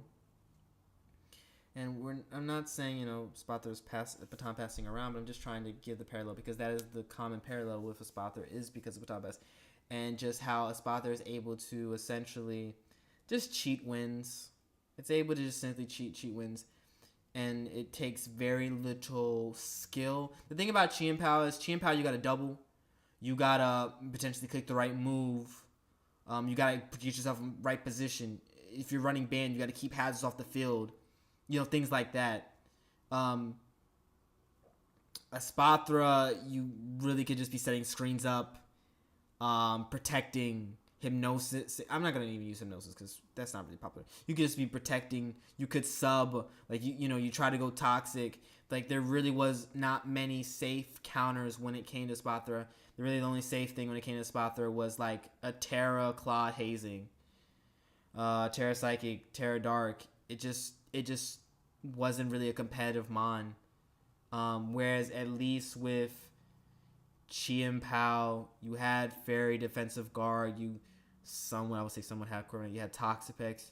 I would say the best thing with handling Chien-Pao, generally speaking, was having like a defensive, resist, and then having another resist. So, basically you're going to have an Ice and Dark resist on all your teams. So you're able to pivot around or whatever. It's just, yeah, I mean, Chien-Pao is that mon when it's all said and done.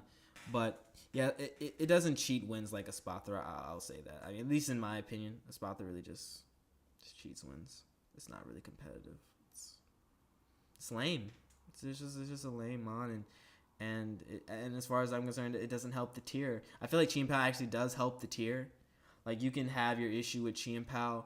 At least the way I like to tier, I like to look at like how things can help the tier. Like, when Chien-Pao left the tier, things like Dragapult, things like Roaring Moon, just Shed Tail in general. We're going to focus on those ones in particular, like Roaring Moon, Dragapult, like, really got out of hand. Kingambit lost a check to it, because, it would come in Sega Sword, or would come in if it was Terra Flying and Ice Cold Crash.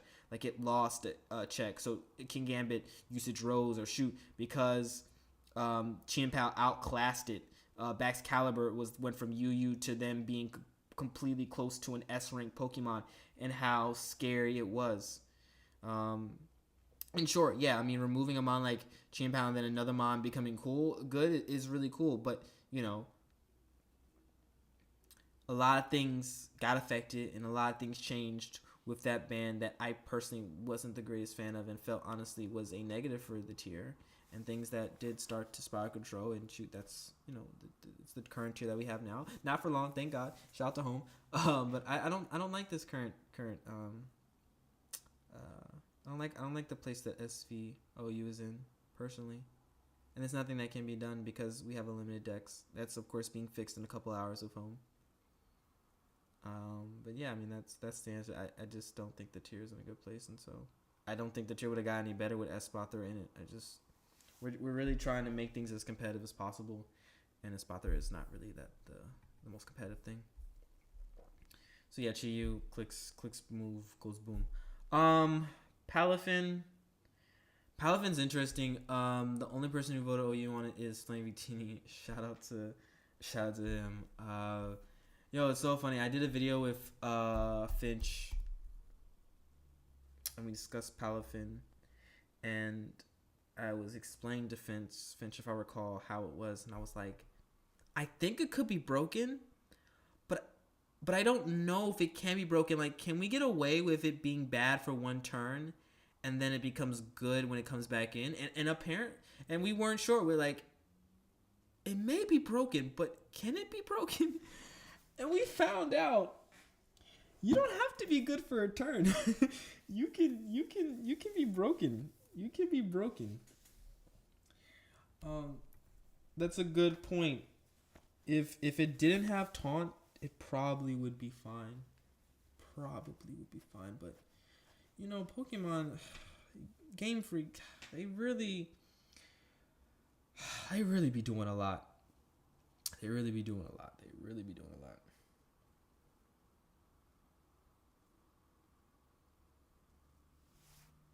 Let's see. The problem is about the fermenting, and the problem is that Pokemon has made broken on fun your jobs isn't to make happy fun mini games, just bounce around with Ziggs. Okay, so we play this game for fun. We do unbalance. We do unbalance, and of course, you know, when we're going into a vote, we're looking at what's going to be balanced metagame. But like, let's look at metagames like, for example, the last generation.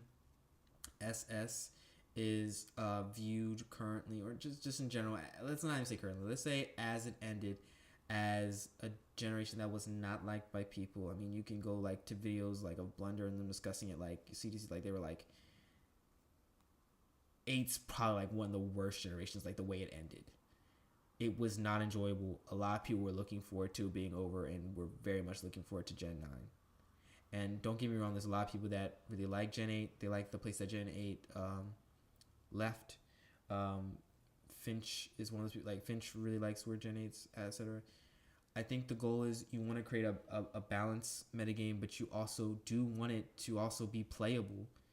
Like, you can have a metagame that is completely balanced. Like, but again, all of our opinions are subjective. I mean, that's what, you know, it's an opinion. So how you want to take the approach to make, like how Flaming Victini is taking his approach in voting, and how I'm taking my approach, and how Finch is taking, we are all different people. There's the only thing that goes across the line is, generally speaking, policy. But mentality and how you view things is different. And so let me read how Flaming Victini went, because we're all different. Because I don't have the same opinion, or I don't have the same view as Flaming Victini. We're all very different. And so Flaming Victini said, because I was telling him, like, people think you're trolling with the vote because Flaming Victini has been voting basically OU and everything that got banned. That even the things that most of you as universally broken, Iron Bundle, Chiyu, whatever, Palafin, still voting OU. And everything that is coming, Lando I, McGarren abstaining, doesn't want to place a vote, feels it's not his place, right? People are like, well, what are you doing? I mean, they're broken. They're clearly broken, etc. Okay. So Flaming Victini said, just tell them I said that I think Pokemon cannot be judged in a vacuum and must be evaluated in context of the metagame, which is being altered significantly. I think minimalistic tiering is ideal, and I would rather free every Pokemon at the beginning and then quick ban problematic Pokemon than ban things from the beginning off of a guess. And that is a completely respectable way of looking at things, and I think a lot of people can understand that reasoning. And then there's a lot of people who would disagree with that reasoning, a lot of people, etc. Like, it all is opinion based in how you want to go about things. And so that is how Flaming Victini took the approach of going about tiering. How I took the approach of going by tiering is what I personally feel is best for the tier in my personal opinion. And of course, these votes are all personal opinion and what they think is good for the tier, etc. What they think is going to be fine and legal in the tier. We're gonna go with the Magearna because I feel like that's the most controversial or the biggest exciting, whatever. Okay, we had majority of the council feel like it was okay for the tier, and then we had 4 council members, and shoot, if Flaming maybe even voted, maybe it would have been split down the middle, maybe it would have been 50-50. Yeah. Basically, let's view it that way. Okay, half the council thinks it's fine, half the council doesn't think it's fine. We're gonna have difference of opinions. That's just how it's going to be. People are going to have a different mindset when it comes to tiering. I don't know everyone's mindset. Everyone doesn't make their mindset public when it comes to tiering. But, that's just how it is.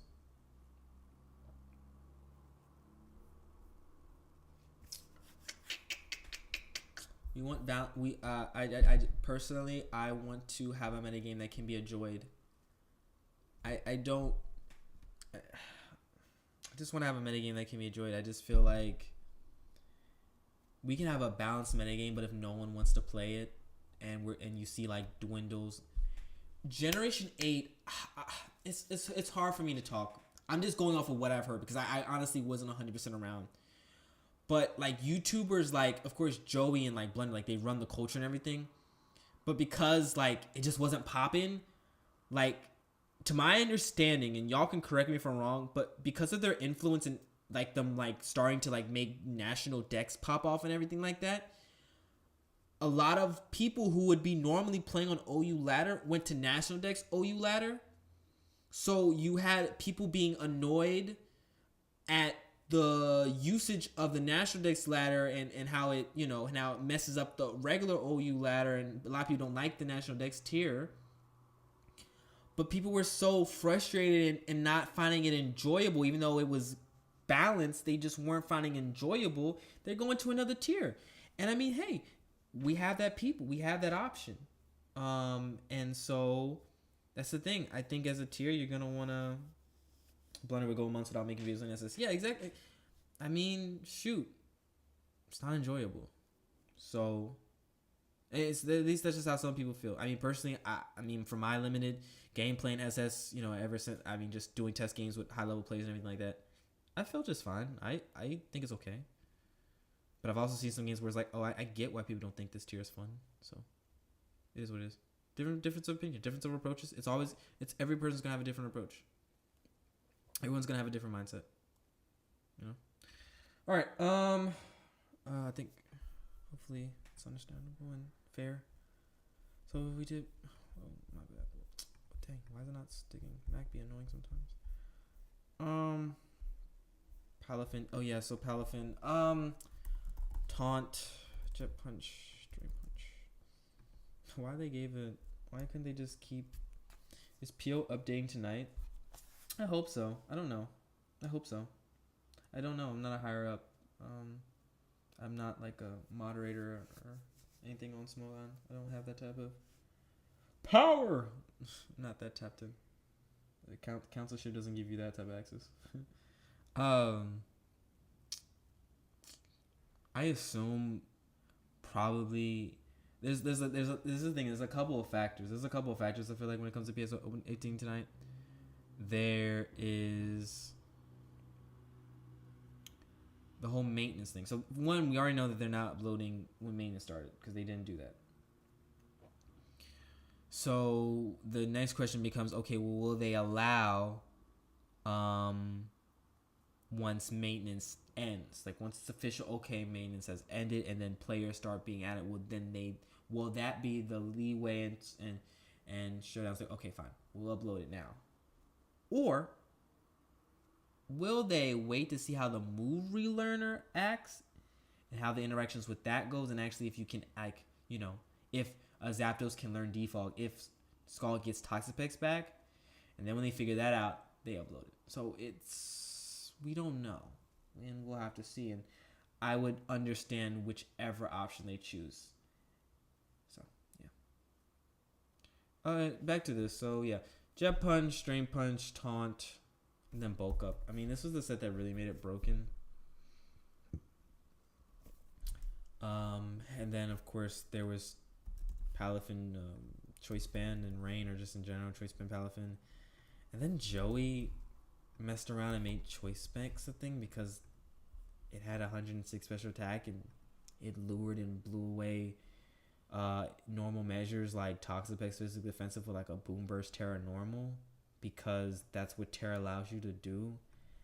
And so with all those things in factor, and then you would run like Terra Steel, so like Among Us, which was like a popular way of handling it, no longer was actually able to handle it. And this was during a time period where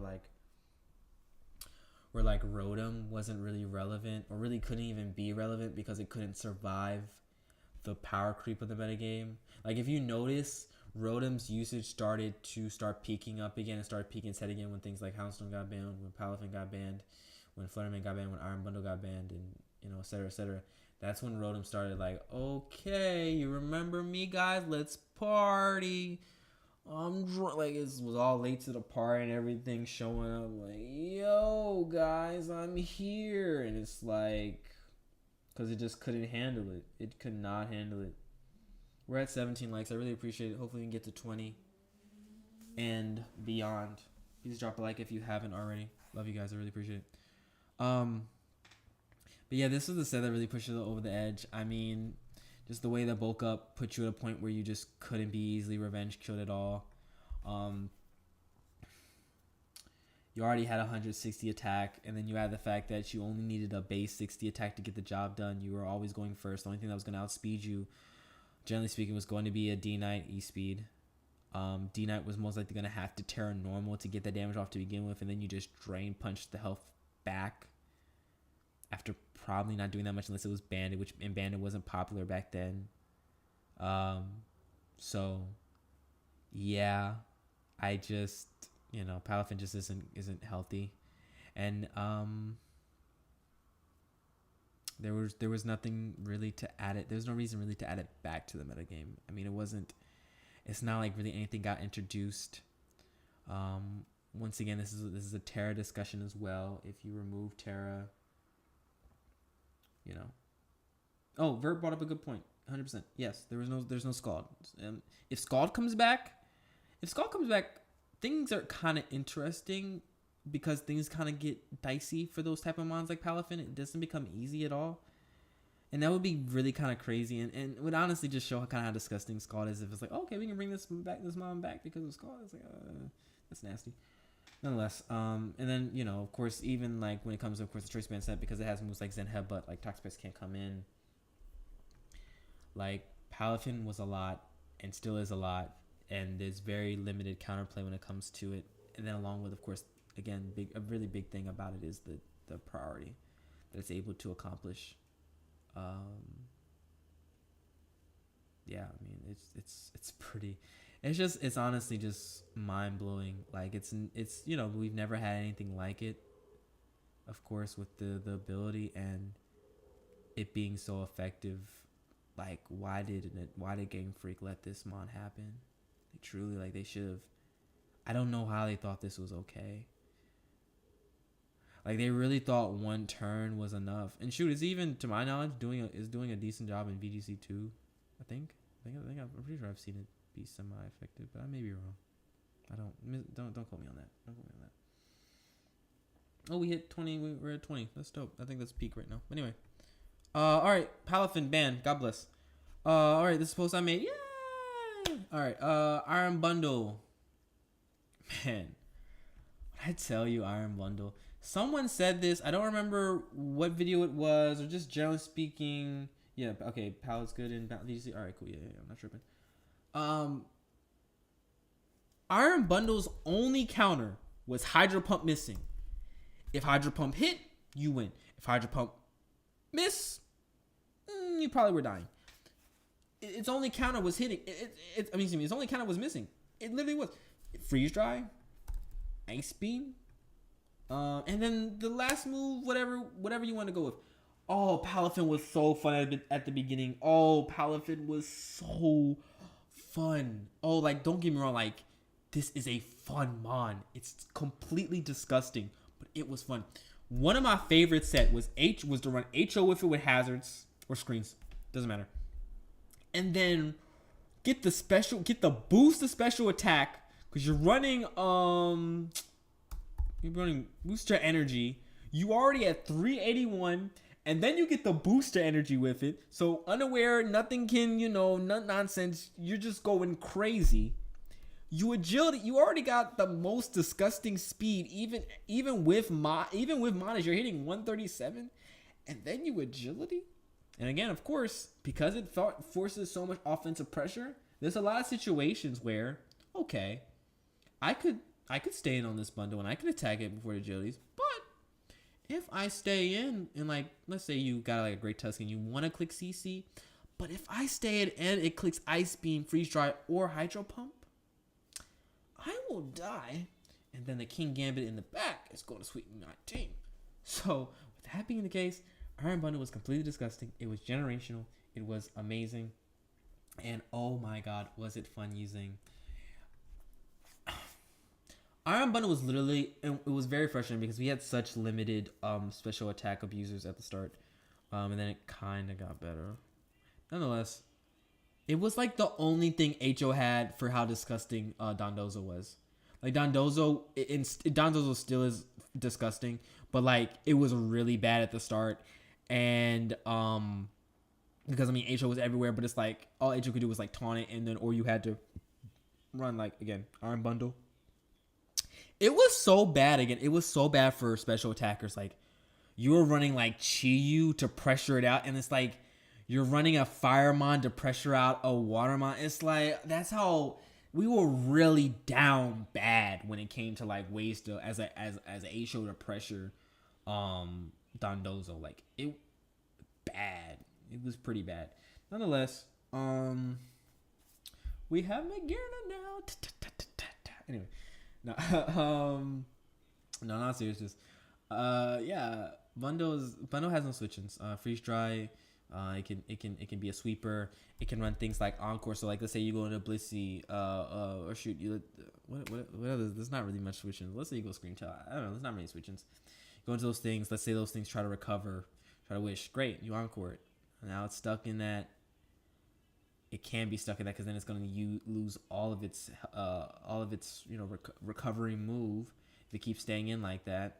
To the point where if you do for whatever reason decide to make that move of staying in, Bundle can still switch out. And next time it comes in, it's going to click its move, and you're gonna get worn down. You're gonna be gone, and Bundle's gonna put in that work. So yeah, Encore was amazing.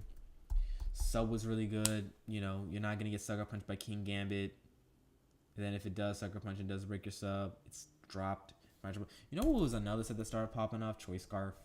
Shout out to CVB and CTC. They blundered them. They really made like Choice Scarf start popping off. It was really good as an anti-measure for Iron Bundle. And shoot, it was also dope because this thing could U-turn. But generally speaking, you were gonna click flip turn. So yeah, Bundle could be a priority thing. Bundle was amazing in Rain. Bundle's good. It's really good. It's so funny how like a single move truly determined Bundle's destiny. If Bundle didn't have Freeze Dry, it probably still would have been Rogan. But it would have probably forced it to run like Terra Electric. It probably still would have been too much for the tier. But Freeze Dry like really just puts it over the edge because it just removes the possibility of using like Toxapex, Rotom Special Defensive W, stuff like that. Gastrodon, like it really ruins your game plan because of Freeze Dry. Freeze Dry really just puts it over the edge. Freeze Dry is such a dope move. I hope we get more moves like Freeze Dry, kind of, because Freeze Dry is also so stupid. It's a good thing that now like we haven't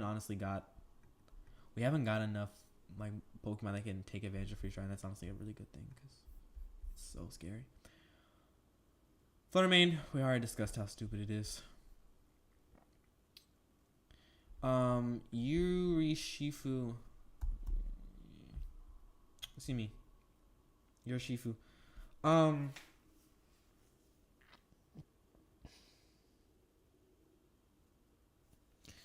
Let's see. How did the Shifu vote go? I'm trying to remember. Yeah, everyone voted ban except TPP. I gotta ask TPP why he voted. Oh yeah, I don't remember.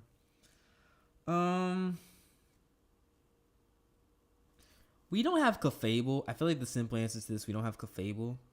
And when this was around, when it was around, the main reason I feel like it was able to stay around so long is because we had Clefable. We don't have Clefable. We do not have a fairy that is able to switch into this, take the attack, and then heal up.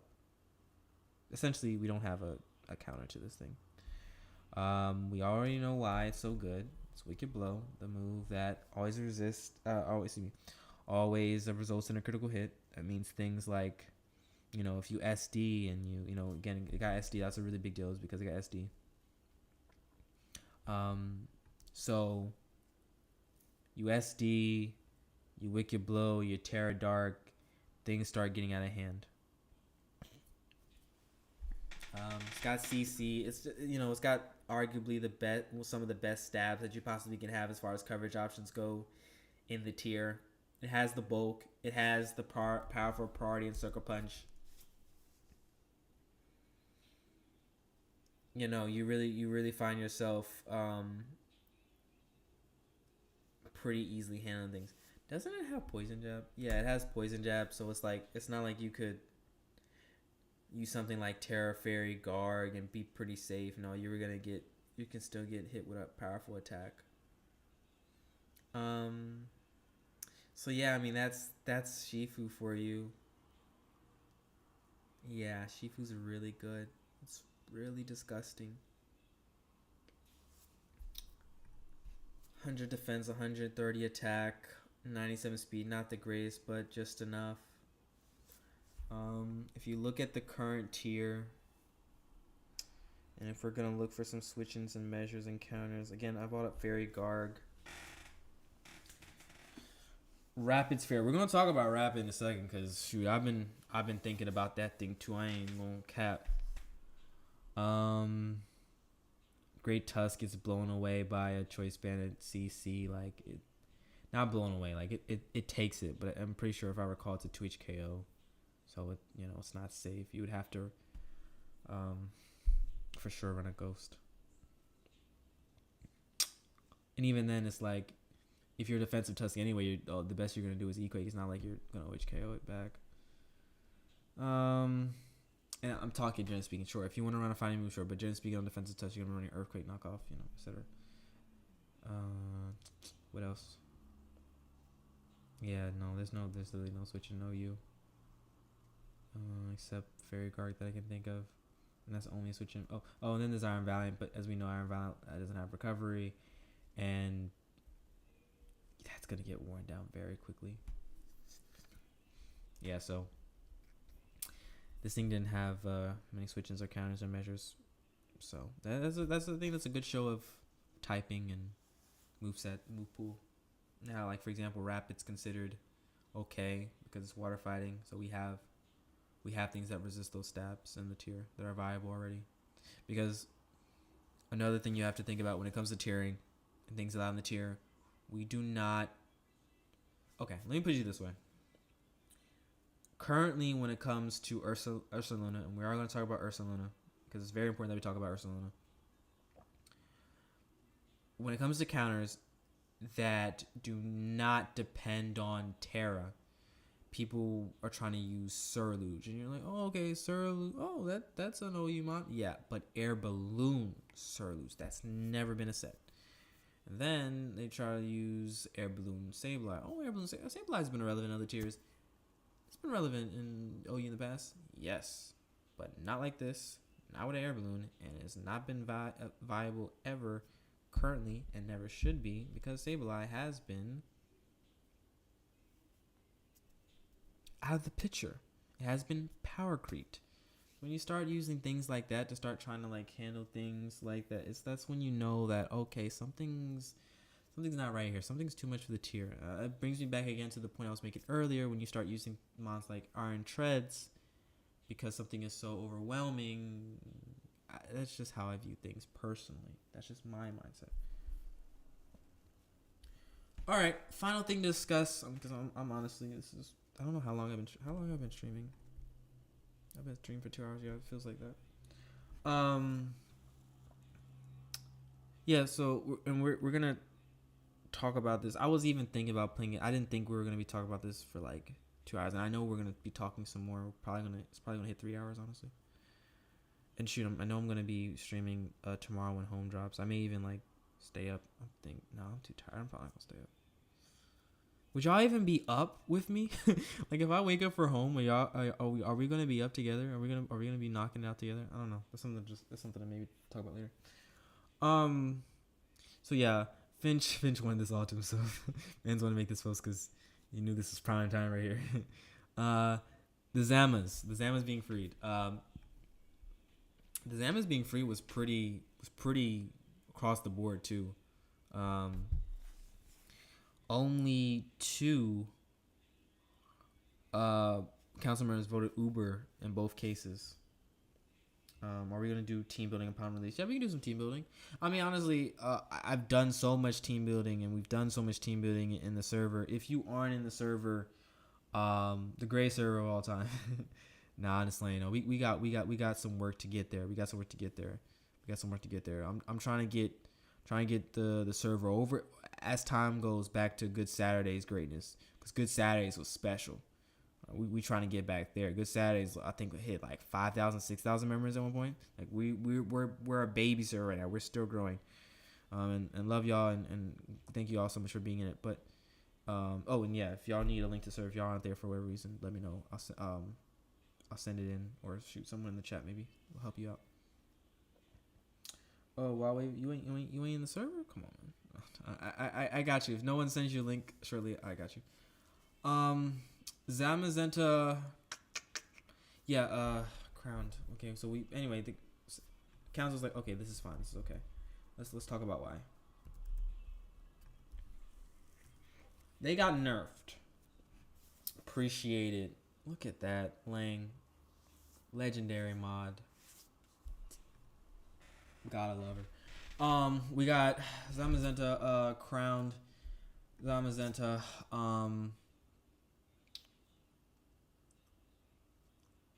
greatness. Legends. Yo, it's so funny. It's so funny when box legendaries get unbanned.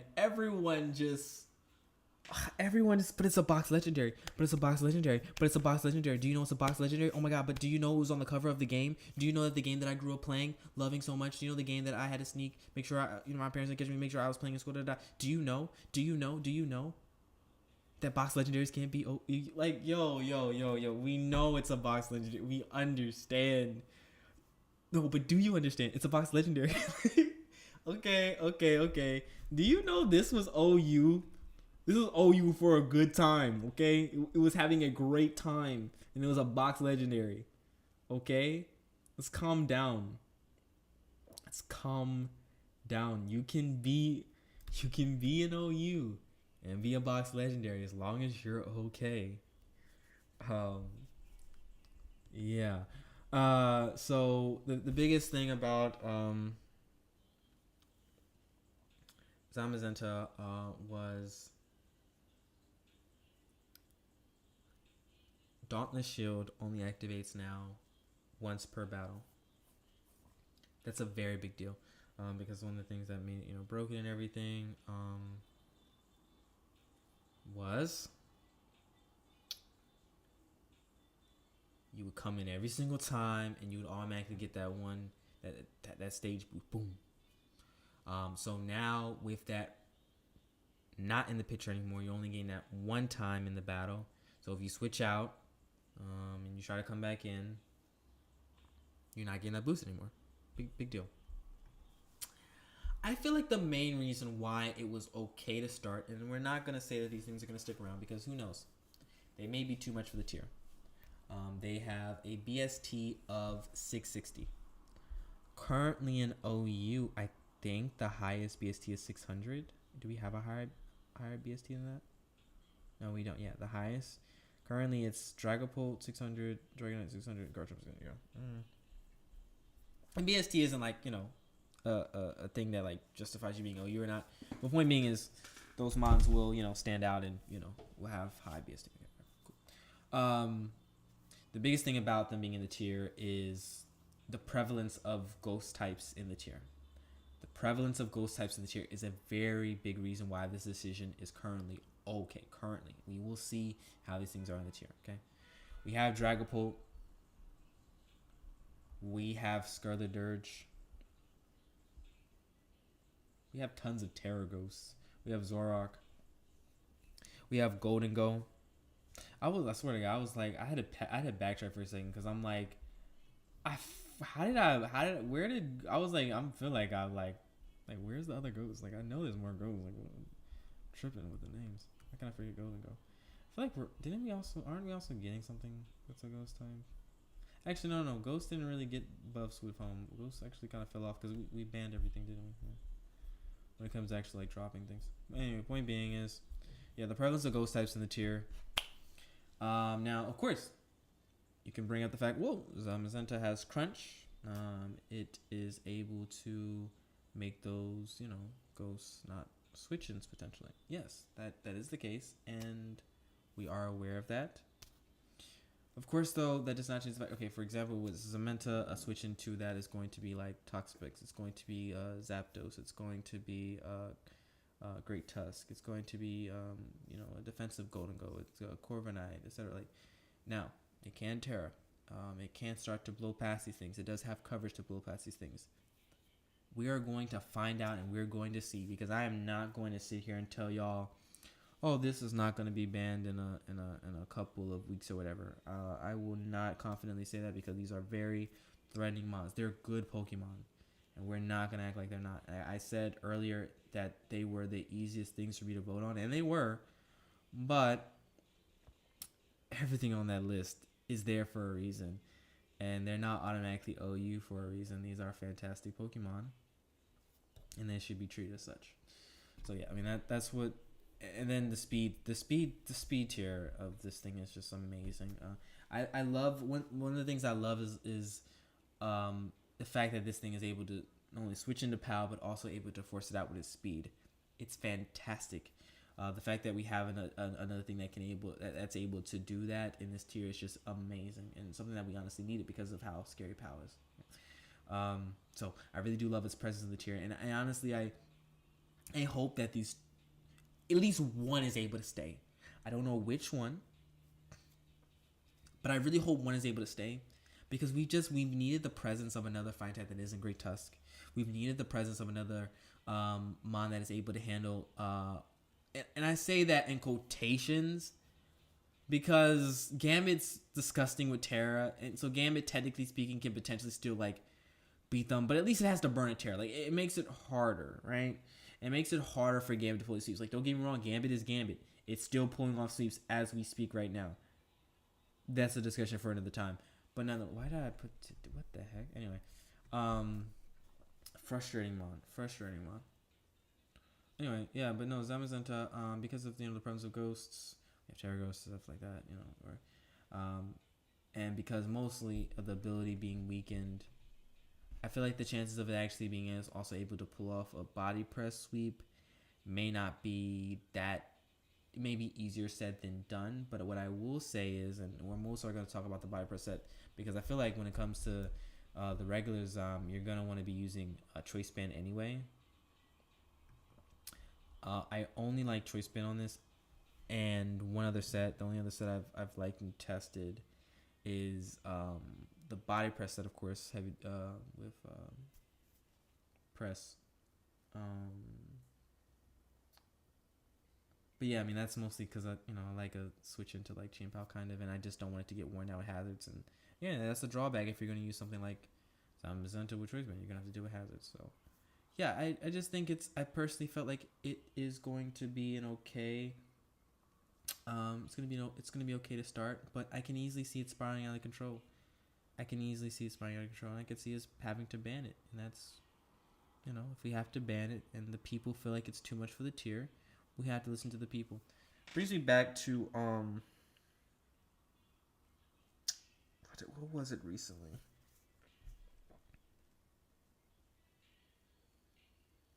There was something recently that got banned. Oh, Shedtail. Okay, so Shedtail. So personally, in my opinion, when Shedtail got banned, I wasn't. I was, that was like my first council vote, if I recall. I wasn't like 100% sold on it being quick banned. At the same time, I am more of a. I'm a big fan of quick banning rather than suspecting, because sometimes I feel like the suspecting process is too long for the tier development, and I don't like how long sometimes it takes for the tier to develop. And that was like one of my biggest issues with when we're doing Terra, even though it had to be that long. Like it had to be, like it just had to be. Shoot, that's why Chi was in the tier longer than it needed to be, because of Terra. You had to take its time. You have to take your time with that. It's such a controversial thing. But yeah, I mean, just tiering process being so long. Anyway, Shedtail, I personally felt like it was a lot for the tier. But one of my concerns was, if we ban Shedtail, what stops someone like Balance becoming really good? But I feel like the tier is just gonna fall into this very like dry patch, and that's exactly what happened. The tier fell into a dry patch. But the reality is, us as the council, we had a ton of support from the community, and the community voiced their opinion on Shedtail, and the community made it very clear: we don't like Shedtail in the minigame, and we think it should be removed. They gave enough support. They gave more support for Shedtail being removed than Espathra. It was close, neck and neck, but still, it was more support. And the community was like, this needs to be removed. This needs to be quick ban. We had the winner of OST, Vertex, be very clear when he won. Shedtail needs to be removed from the metagame. I think even the runner-up said Shedtail needs to be removed as well. And I was just like, I'm great. Okay, that's cool. Some of the best players in the community want it removed. I mean, it's very clear. Surveys are making it very clear that it needs to be removed. So when I voted, I'm like, okay, I'm going to do I'm going to go with the community. I'm going to go with the flow of the community. I'm going to go with how people feel. And also personally, I'm like, I guess we'll ban it, because I guess it's too much. I mean, personally, I found red card usage and Tinglu Whirlwind and stuff like that as ways to handle Shedtail. Cool. I felt it was nice. I felt that, but at the same time, biggest issue was, and the most frustrating thing when it was the Shedtail metagame, was you either were loading up Shedtail or you were going to load up anti-Shedtail. It's going to be Balance versus Shedtail every game, basically. Which got tiring and, frustrating. But it's ironic, because when you look at World Cup with Shedtail removed, all we saw were basically the same teams and the same team structures. Kind of how it was when Shedtail was in the metagame. Do you know I don't know off the top of my head how many times the Mind Gaming 6 was bought. But let me showcase the Mind Gaming 6 real quick, because I'm so glad I never have to see the Mind Gaming 6 again. Hydreigon, Great Tusk, Iron Valiant. Shout out to my boy Mind Gaming, a legend. Among Us. What next? Dragonite. Only reason why I don't know this team like the back of my head is because my memory just be trash sometimes. See, I'm about to go talk on the day. Okay. Type it in. Bishop. Gambit. Yeah, just all we saw was this team over and over again. And if you didn't see this team, guess what you were gonna see? Ridiculous. Just ridiculous. Torkoal, Walking Wake, Roaring Moon, Great Tusk, Corv or Garg, or what else would you see? That obviously Surge kind of fell off after Shedtail. What else would you see on Sun? It's very popular. Sun be flexing on us too much sometimes. What else? I feel like I'm missing a very popular member that be showing up on Sun that I'm just forgetting right now. Like, these are the main four. Like, you have to have these four, and then the other two you can freestyle. Oh, That's right, Brute Bonnet. Even though Brute Bonnet fell off in usage, I feel like there was something that was really popular recently. I'm just forgetting. Oh yeah, hat. Yeah, hat's a go-to for sure. Yeah, that's a big go-to. I just forgot. Corv kind of replaced it on a lot of builds, but yeah, hat. Yeah, and then Garg with the Jesus Christ, like the fact that Garg Sun became a thing is just ridiculous. So yeah, Sun, that those four you was always seeing, and then the last thing I'll rant about, and it's just ridiculous and tired of seeing, was Cinderace, Dozo, Hydreigon. You know it's a Hydreigon's on two of these builds. We're gonna move on though. Hydreigon the goat. Toxapex AV. And then this. Okay, well actually, let me remove Hydreigon for a second because there's different. Okay, and then there's Great Tusk, and then what's the other mon on this? Cinderace, Dondozo, Toxapex, Great Tusk. What is the other mon? Oh, that's right, Screamtail. Screamtail made people just really dislike Screamtail.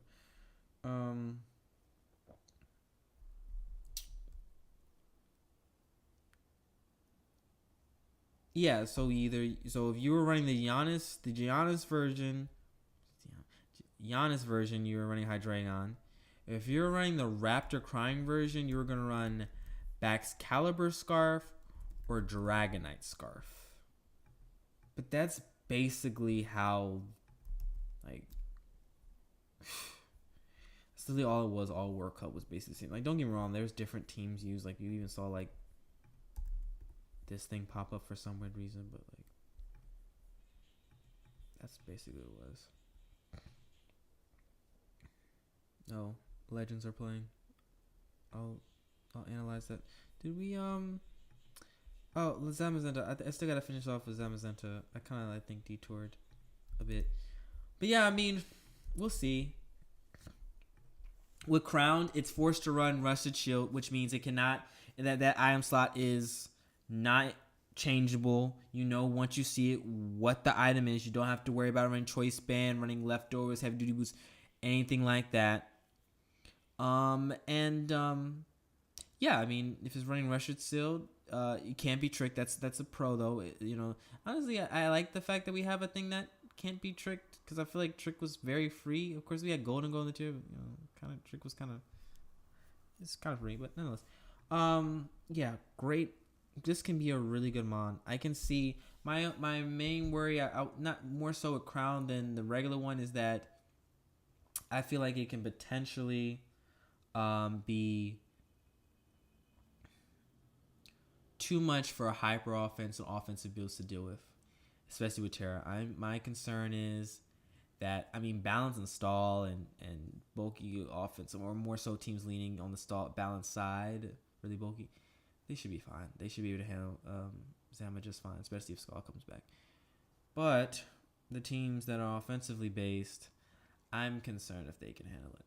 Like that's my biggest concern. I'm more so concerned about the Crown than regular, even though regular is really good too, especially with that speed tier. I'll say Chien-Pao is going to be really interesting, as technically speaking, Chien-Pao, because of its usage of Sacred Sword and everything, is able to keep this. Of course, this is speaking non-Terra like, is able to keep this in check on offense. Like, if anything, if I like I'm gonna try to eventually figure out. Vert's been doing it, because HO Genius and everything, like running Sword on Chien-Pao like on offense, just so I can have like a measure or way to handle this threat, because it is a threat. Like, as I said earlier, even though these things were easy, quote unquote, the easier to vote on, if anything, like, you have to look at this list. Like, if anything, it kind of shows how ridiculous the rest of the Pokemon are. If these were, at least in my opinion, of course, the easiest to vote on. In fact, didn't these get the most OU approval out of everything that got them banned? Oh yeah, okay. Chien-Pao. It was like Chien-Pao and them, right? Yeah. Chien-Pao and them. So yeah, Oh no. In fact, Chien-Pao got more support.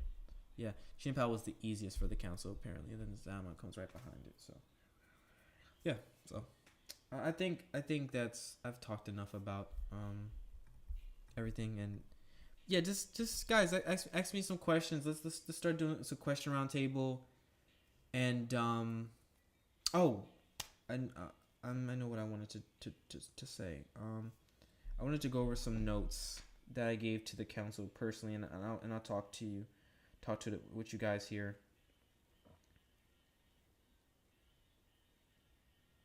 Let me find it.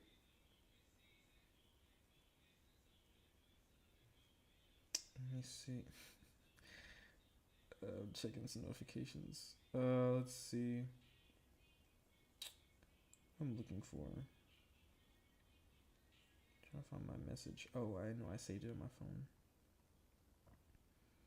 I should save my photos. I should say. Okay.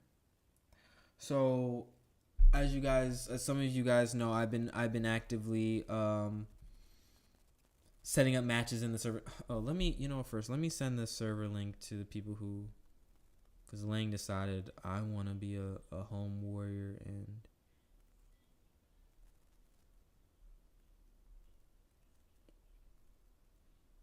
let's see.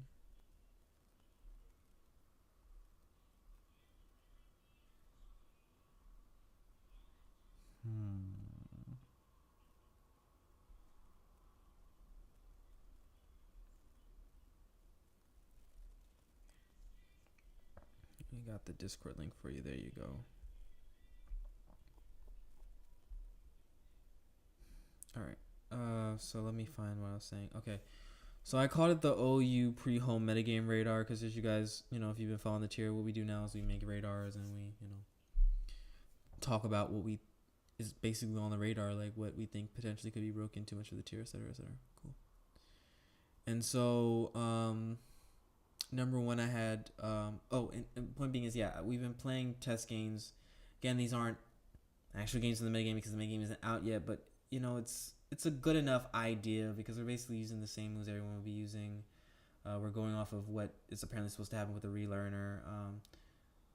We've made some mistakes, of course, along the way because there's a lot of misinformation, a lot of other information out there, a lot of confusion, etc. But it's been fun games, fun practice, especially when we got nothing to do but time because we're just waiting on Game Freak to get that together. So, Regieleki was the first thing on my list.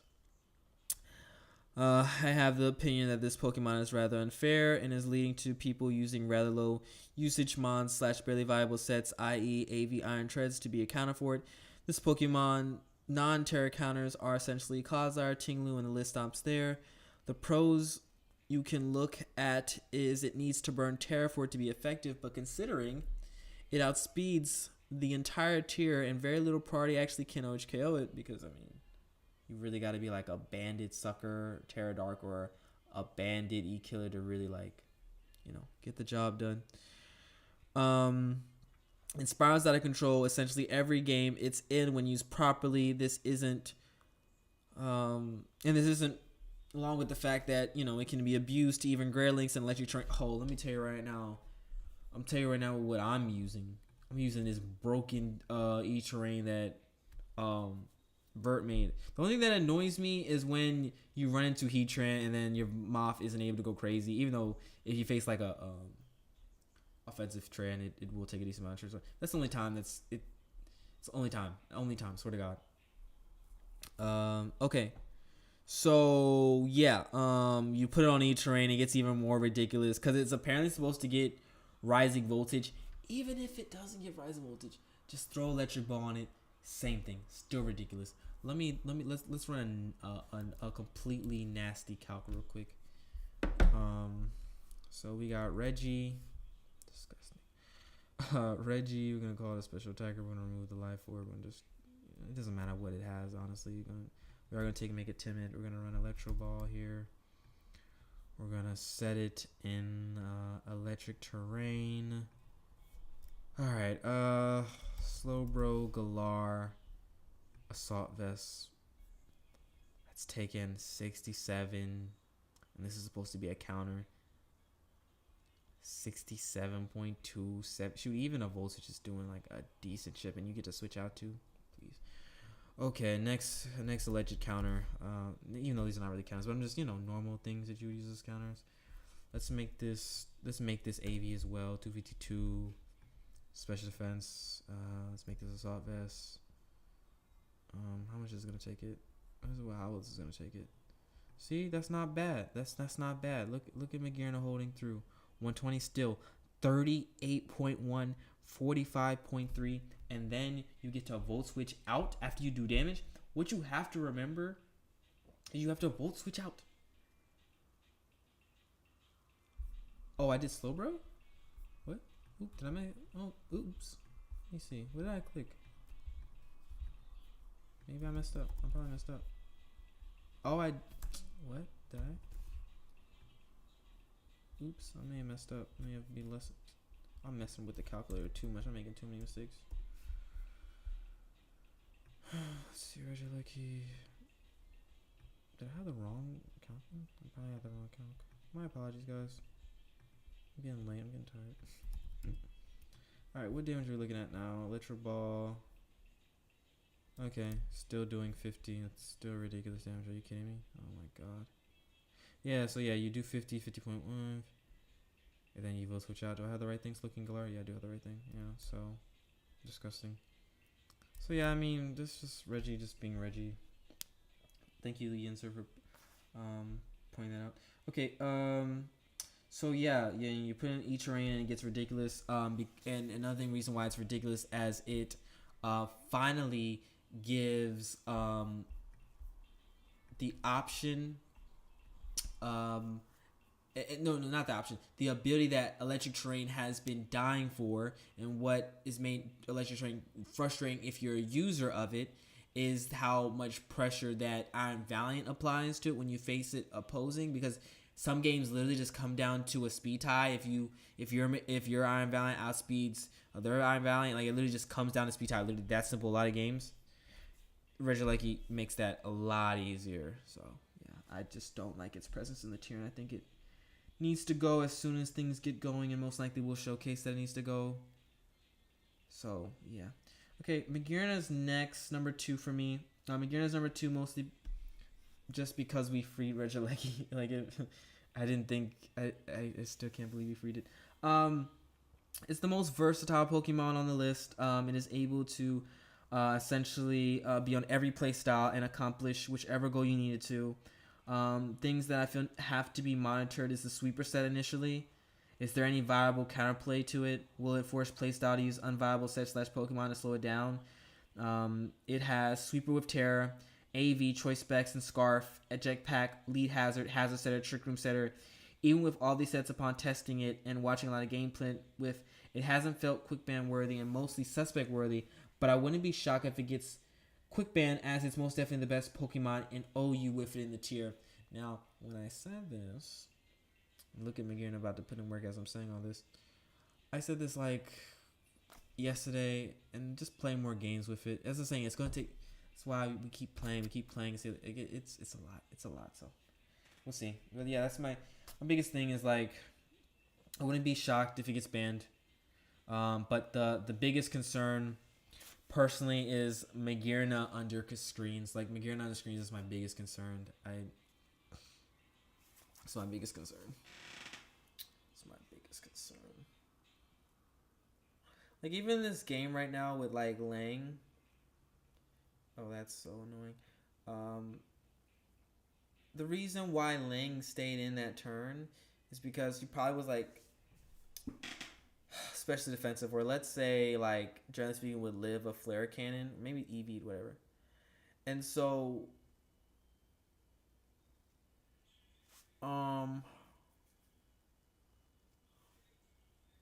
as we can see, she has a golden goal with balloon, and she wants that golden goal to keep the balloon for Broken Mon number 2, which is Ursaluna, for obvious reasons, because we know Landers isn't a switch in, but so yeah, she could have pivoted to Golden Go, but that would have broke the balloon, and then Ursaluna spirals out of control once Trick Room goes up. So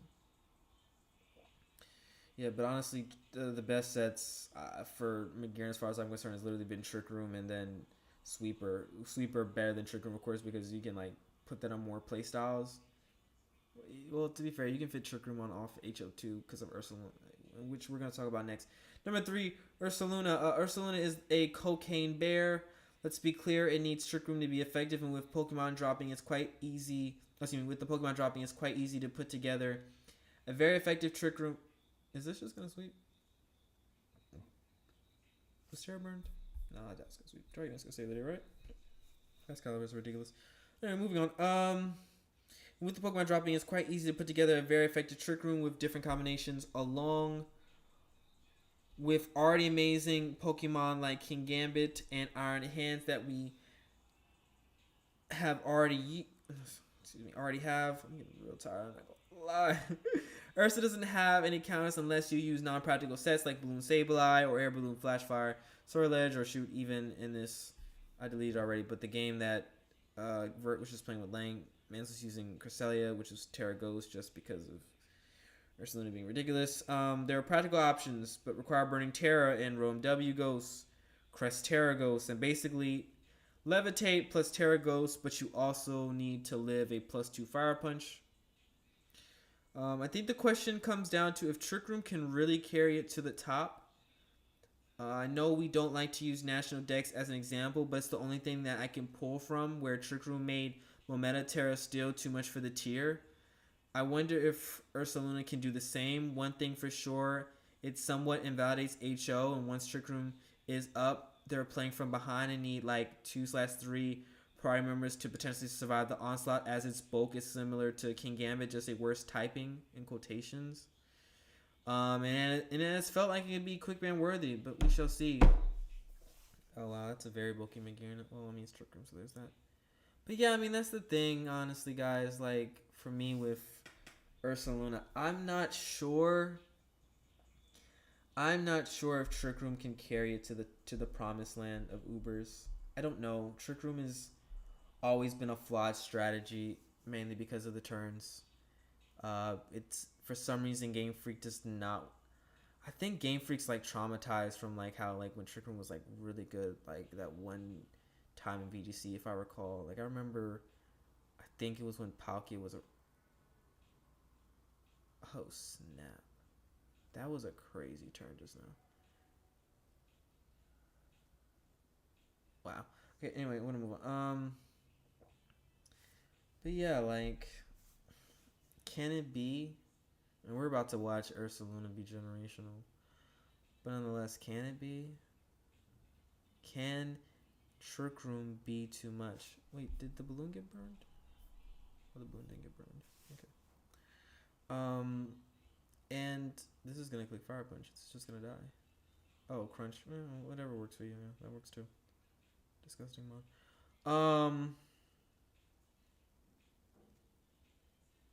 So yeah, the question becomes: would Trick Room enable it to be too much? We'll see. I feel like it can go either way. And it could, some people have compared it to potentially it being like Walking Wake, and how the fact about how the council was potentially ready to quick ban it. And in fact, no, the council did vote on it.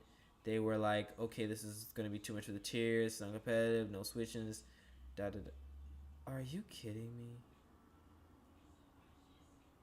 Oh wow, okay, it didn't live. It was time for me to leave. It's just really good. It's just really good of a mod, and we'll see. We'll see if it is too much for the tier.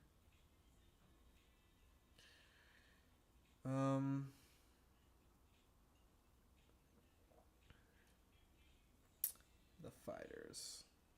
And the last but not least on my list is all the fighting mons that basically are going to be really relevant in the tier. Not counting Great Tusk, because of course that is a balanced mon, but yeah, I listed Zamac, Zamacrown, Zamazenta regular, and Chifu Rapid Strike. And yeah, you may be surprised to hear me like really wanting to keep an eye on Rapid Strike, and I mean it's the same reason why we ended up banning regular Shifu. It's because I got SD, and SD really just complicates things when it comes to. Oh, Jesus Christ! I'm just typing in. What? Wait. Oh, tripping.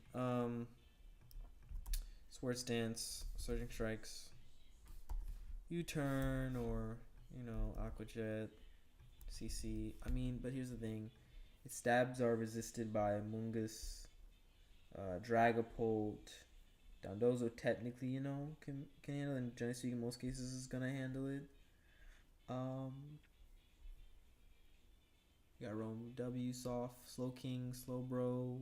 Slowbro's not really, super relevant, but shoot, Slowbro can rise in usage. Why not? And Slowbro can justify its usage and justify its viability because it would handle a decent amount of these new threats, right? Zama, Rabbit Strike. What else is around? Great Tusk. Dragonite Center. Slowbro can come back around. Shoot, Slowbro can even start running like Terra. CTC was running this one set where it was like terrifying, like body press only, if I recall, to like blow away Chienpao. But yeah, no, Slowbro can come back around. So, my main concern is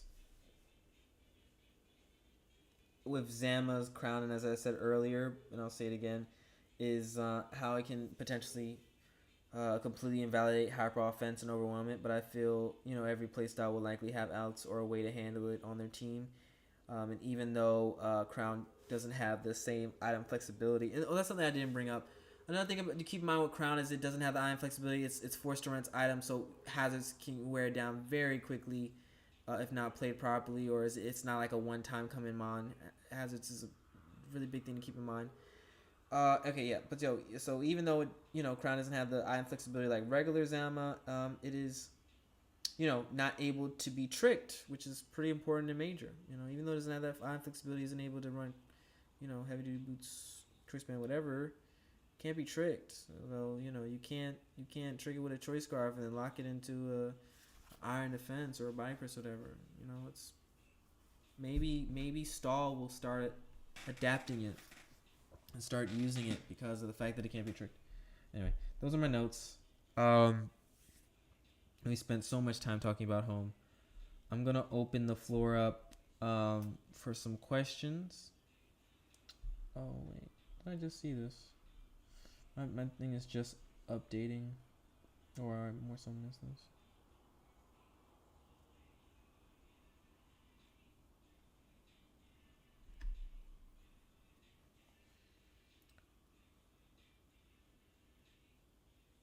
When going against the Namorous, are we gonna have to use female mons, right? Because contrary won't be the way. Oh, Namorous. I'm about to start yawning all into the mic. Y'all ain't trying to hear that. Why won't contrary be the move? Why can't contrary be the move? I don't see why not. I mean, you can run superpower. It can boost. I don't. One, this thing isn't. It's not bulky enough to be taking contact moves to begin with, so I would be kind of surprised. It's like, yeah, I don't think Q-Charm is gonna come into effect. I literally just saw that comment, so my apologies for responding so late. Lang, why are you so cool and good at Mons? Listen, just trying to be like you, just trying to keep it with all the amazing people. I just gotta keep it with y'all. Gotta be as cool as y'all. Why should people join the Great Discus? I mean, if you're trying to get better, if you're trying to get good, like if you really want to be good at this game, like if you want to be the best player of all time, if you want to be a GOAT, no seriousness, no. I mean, we would love to have you. If you need a link, I guess I can resend it, etc. We're really trying to build a really good community, and I tell you, I'm definitely trying different things and trying to do different ideas. And as most of you know, like you literally can reach out to me. Like I will admit one downside of like when Good Saturdays, and it may eventually honestly happen. One downside of like when Good Saturdays got really big, I really wasn't like quote unquote touchable. Like I was around, like I was still active in the server, but it just was so large that you were generally speaking gonna have a mod talk to you more than me, because because it's just so many channels, so many rooms, so many different people. Like yeah, it was a lot. Anyway, so yeah, point being is, you can join the server. You can shoot me a DM. I see you in the server. It's called Trainer Aid. Listen, shoot me a DM. I see you in the server. You need a help with a team build. Cool. Now don't get me wrong. You may DM me and I may tell you, hey, just send it in the rate my team and then tag me and I'll look at it when I can. Or shoot, you may have to like double tag me because I be busy. I got things going on. Got work, business. So shoot, cancel stuff. Just shoot, wifey. Got a lot. Um, but nonetheless, we're here to help, and Trainer Aid is a server to help. And the reason why we were called the Troop, because I was gonna come up with this different concept of it was just gonna be really like focused on like particular players, and of course we're still gonna help players, but it was gonna really just be it was a concept and idea like that I wanted to kind of be really similar to the Phantom trope. Like if you watch anime and watch Hunter x Hunter, it was gonna be based on that. But um, even when the activity of the server was like really heavily dipping, and I was just super busy, I didn't have time, and I was really focusing a lot of my attention, most of my Pokemon time and attention to making sure I had a good, successful SBO performance, and I did, especially when it being like my competitive comeback and everything, wanting to make sure I did well by my teammates, etc. One thing that people said, and people DMing me, and one thing that people said, the one thing they loved about the server is like as how we really helped them, and how they felt like I really was aiding them and making sure that I was good, and people loved the help that I gave. So that's one of the things that people have always said, and so I'm like, okay, cool, let's just focus on that. Let's just focus on helping people. Let's focus on aiding people. Let's focus on giving people a place to grow. And one of the biggest projects not the biggest project we've been working on is giving y'all the ability to play home until home actually is on the server, trying to make it accessible to find matches easier. Because do you know how many times I was like asking for matches in the OU myself, because I got no else. I'm not trying to play the current meta. I'm trying to play home. I'm trying to prep. I'm trying to have a blast. And so being able to pull that off, and getting support from people like High Voltage and his server and other servers, and then like the French community. Shout to them. I don't want. I think it's Millie is the username. Like shout out to them, like pushing it, etc. I really appreciate it. Helps things grow, and it's been great. So yeah, Zama. Yeah, Star Zama, exactly. Yeah, exactly. Yeah, that's a set I was even using on this team. And let's see, that was Rusted Shield. Oops, wait, I hit the wrong button. All right, Rusted Shield, Summer Crowned, and we got Body Press, Beam Bash, Share Restore. Yeah, like that's something that you can run. That's something you can run. All right, let me take a step. Let me get something to drink, and yeah, fire off some questions real quick, but just a second. Just a second.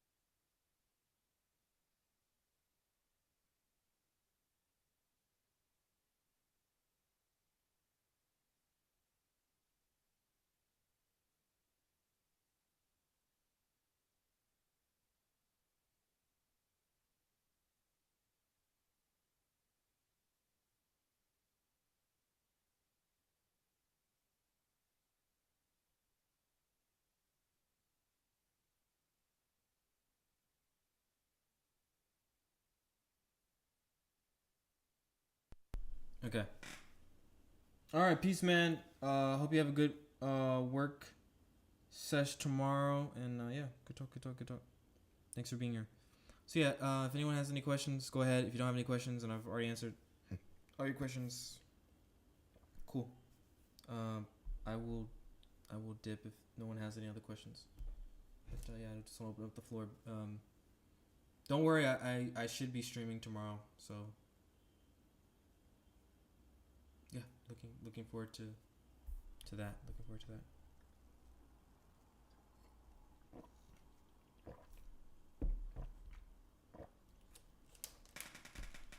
What do you think of Garchomp's in the post home layer?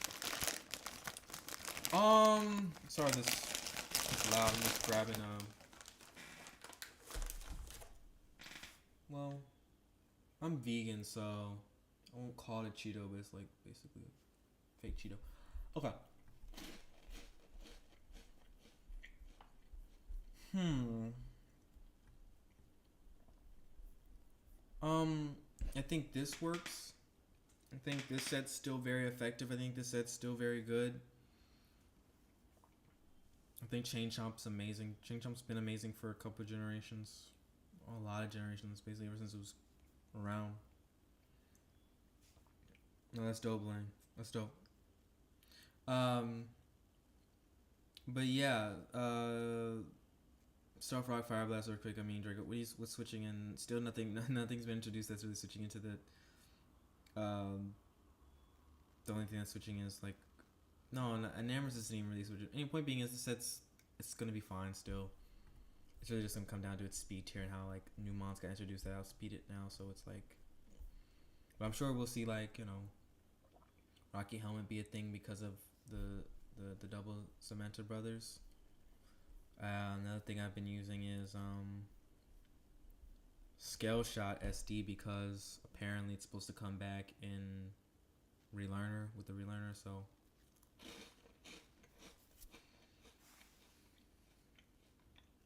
yeah,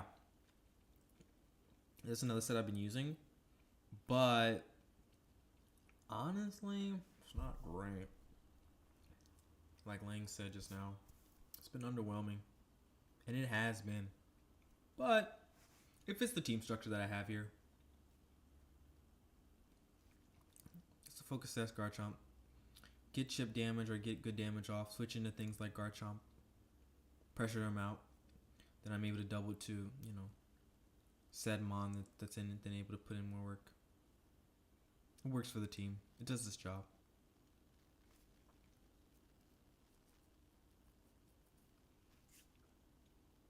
Trick definitely elevated Magearna. For sure. Amazing. Amazing move. What Mon you haven't talked about yet that you're most hyped to use? Good question. Haven't talked about yet. Talked about a lot. I guess Rilla's up there because he's on a lot of my teams. Yeah, I would say Rilla's up there. Yeah, Rilla's definitely up there. I'm also one thing I haven't globally or actively talked about, like in the server and everything that I'm looking to use is Sam H. I just I feel like there's a lot that we can potentially do with it, but we don't know what to do with it yet, and we're gonna figure it out. Don't trust me. We're gonna figure it out. But just free spikes is special. Doing damage and getting spikes for free, special, and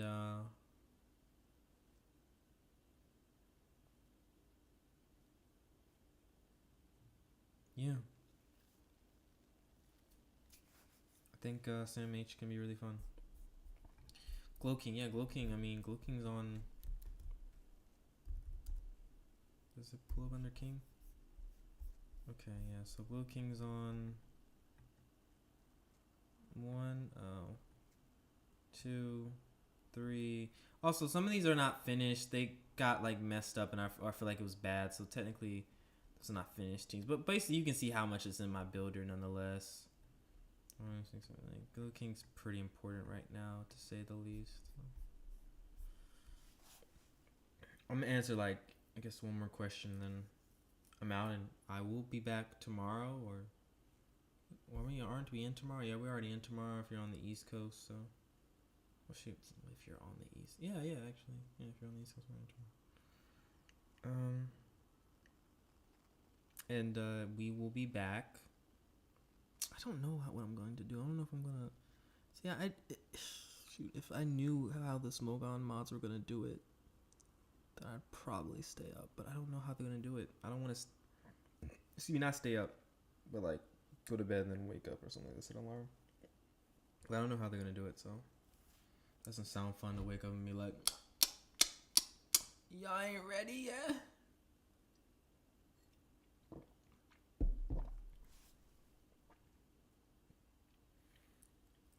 Gudra H. Yeah, so Gudra, I bought it up with some friends because it's very unique. 150 special defense, pretty good typing, pretty solid typing, dialect typing. Speaking of, have we had anything else with Steel and Dragon typing other than dialect?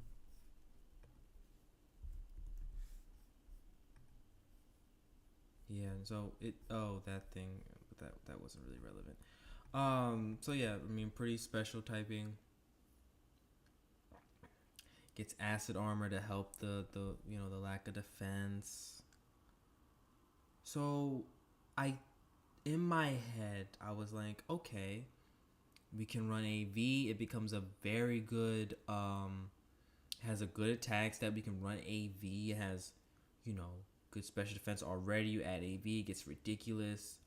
And then because of the coverage and also its stabs, I'm like, okay, we can cook. We can make a set happen. And then I run the damage calc on how much Draco Meteor did to Tinglu. Invested with I think I even ran it with Modest. And it was telling me Draco Meteor was only going to be doing 25 to Tinglu. And that's when I sold all my stock. I was like, the dream got crushed and ruined that very moment. Because if I'm clicking a move Draco Meteor, I need to be doing more than 20 something. What was the calc exactly? It was very discouraging, and I sold all my stock at that very moment because I'm like, I'm not getting the job done with this damage.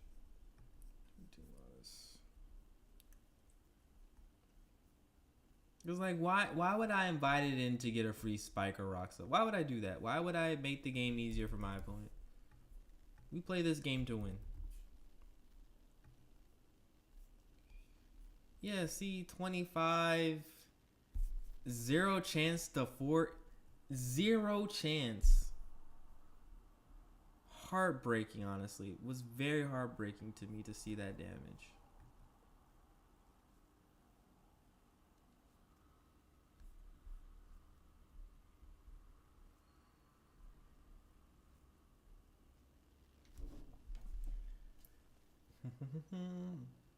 I'll answer one more question if anyone has one, because my eyes are still up.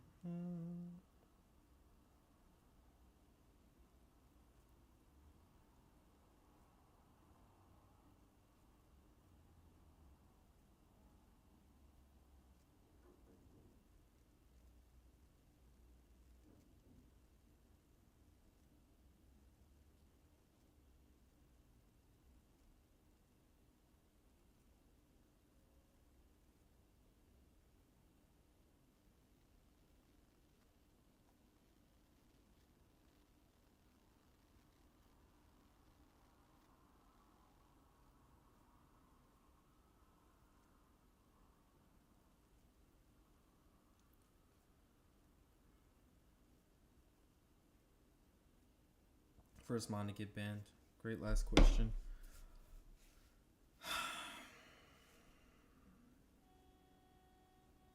Regieleki is the easy answer, right? That should be the one that gets banned first, right? But I doubt only one gets banned, right? It's gonna be like something together, right?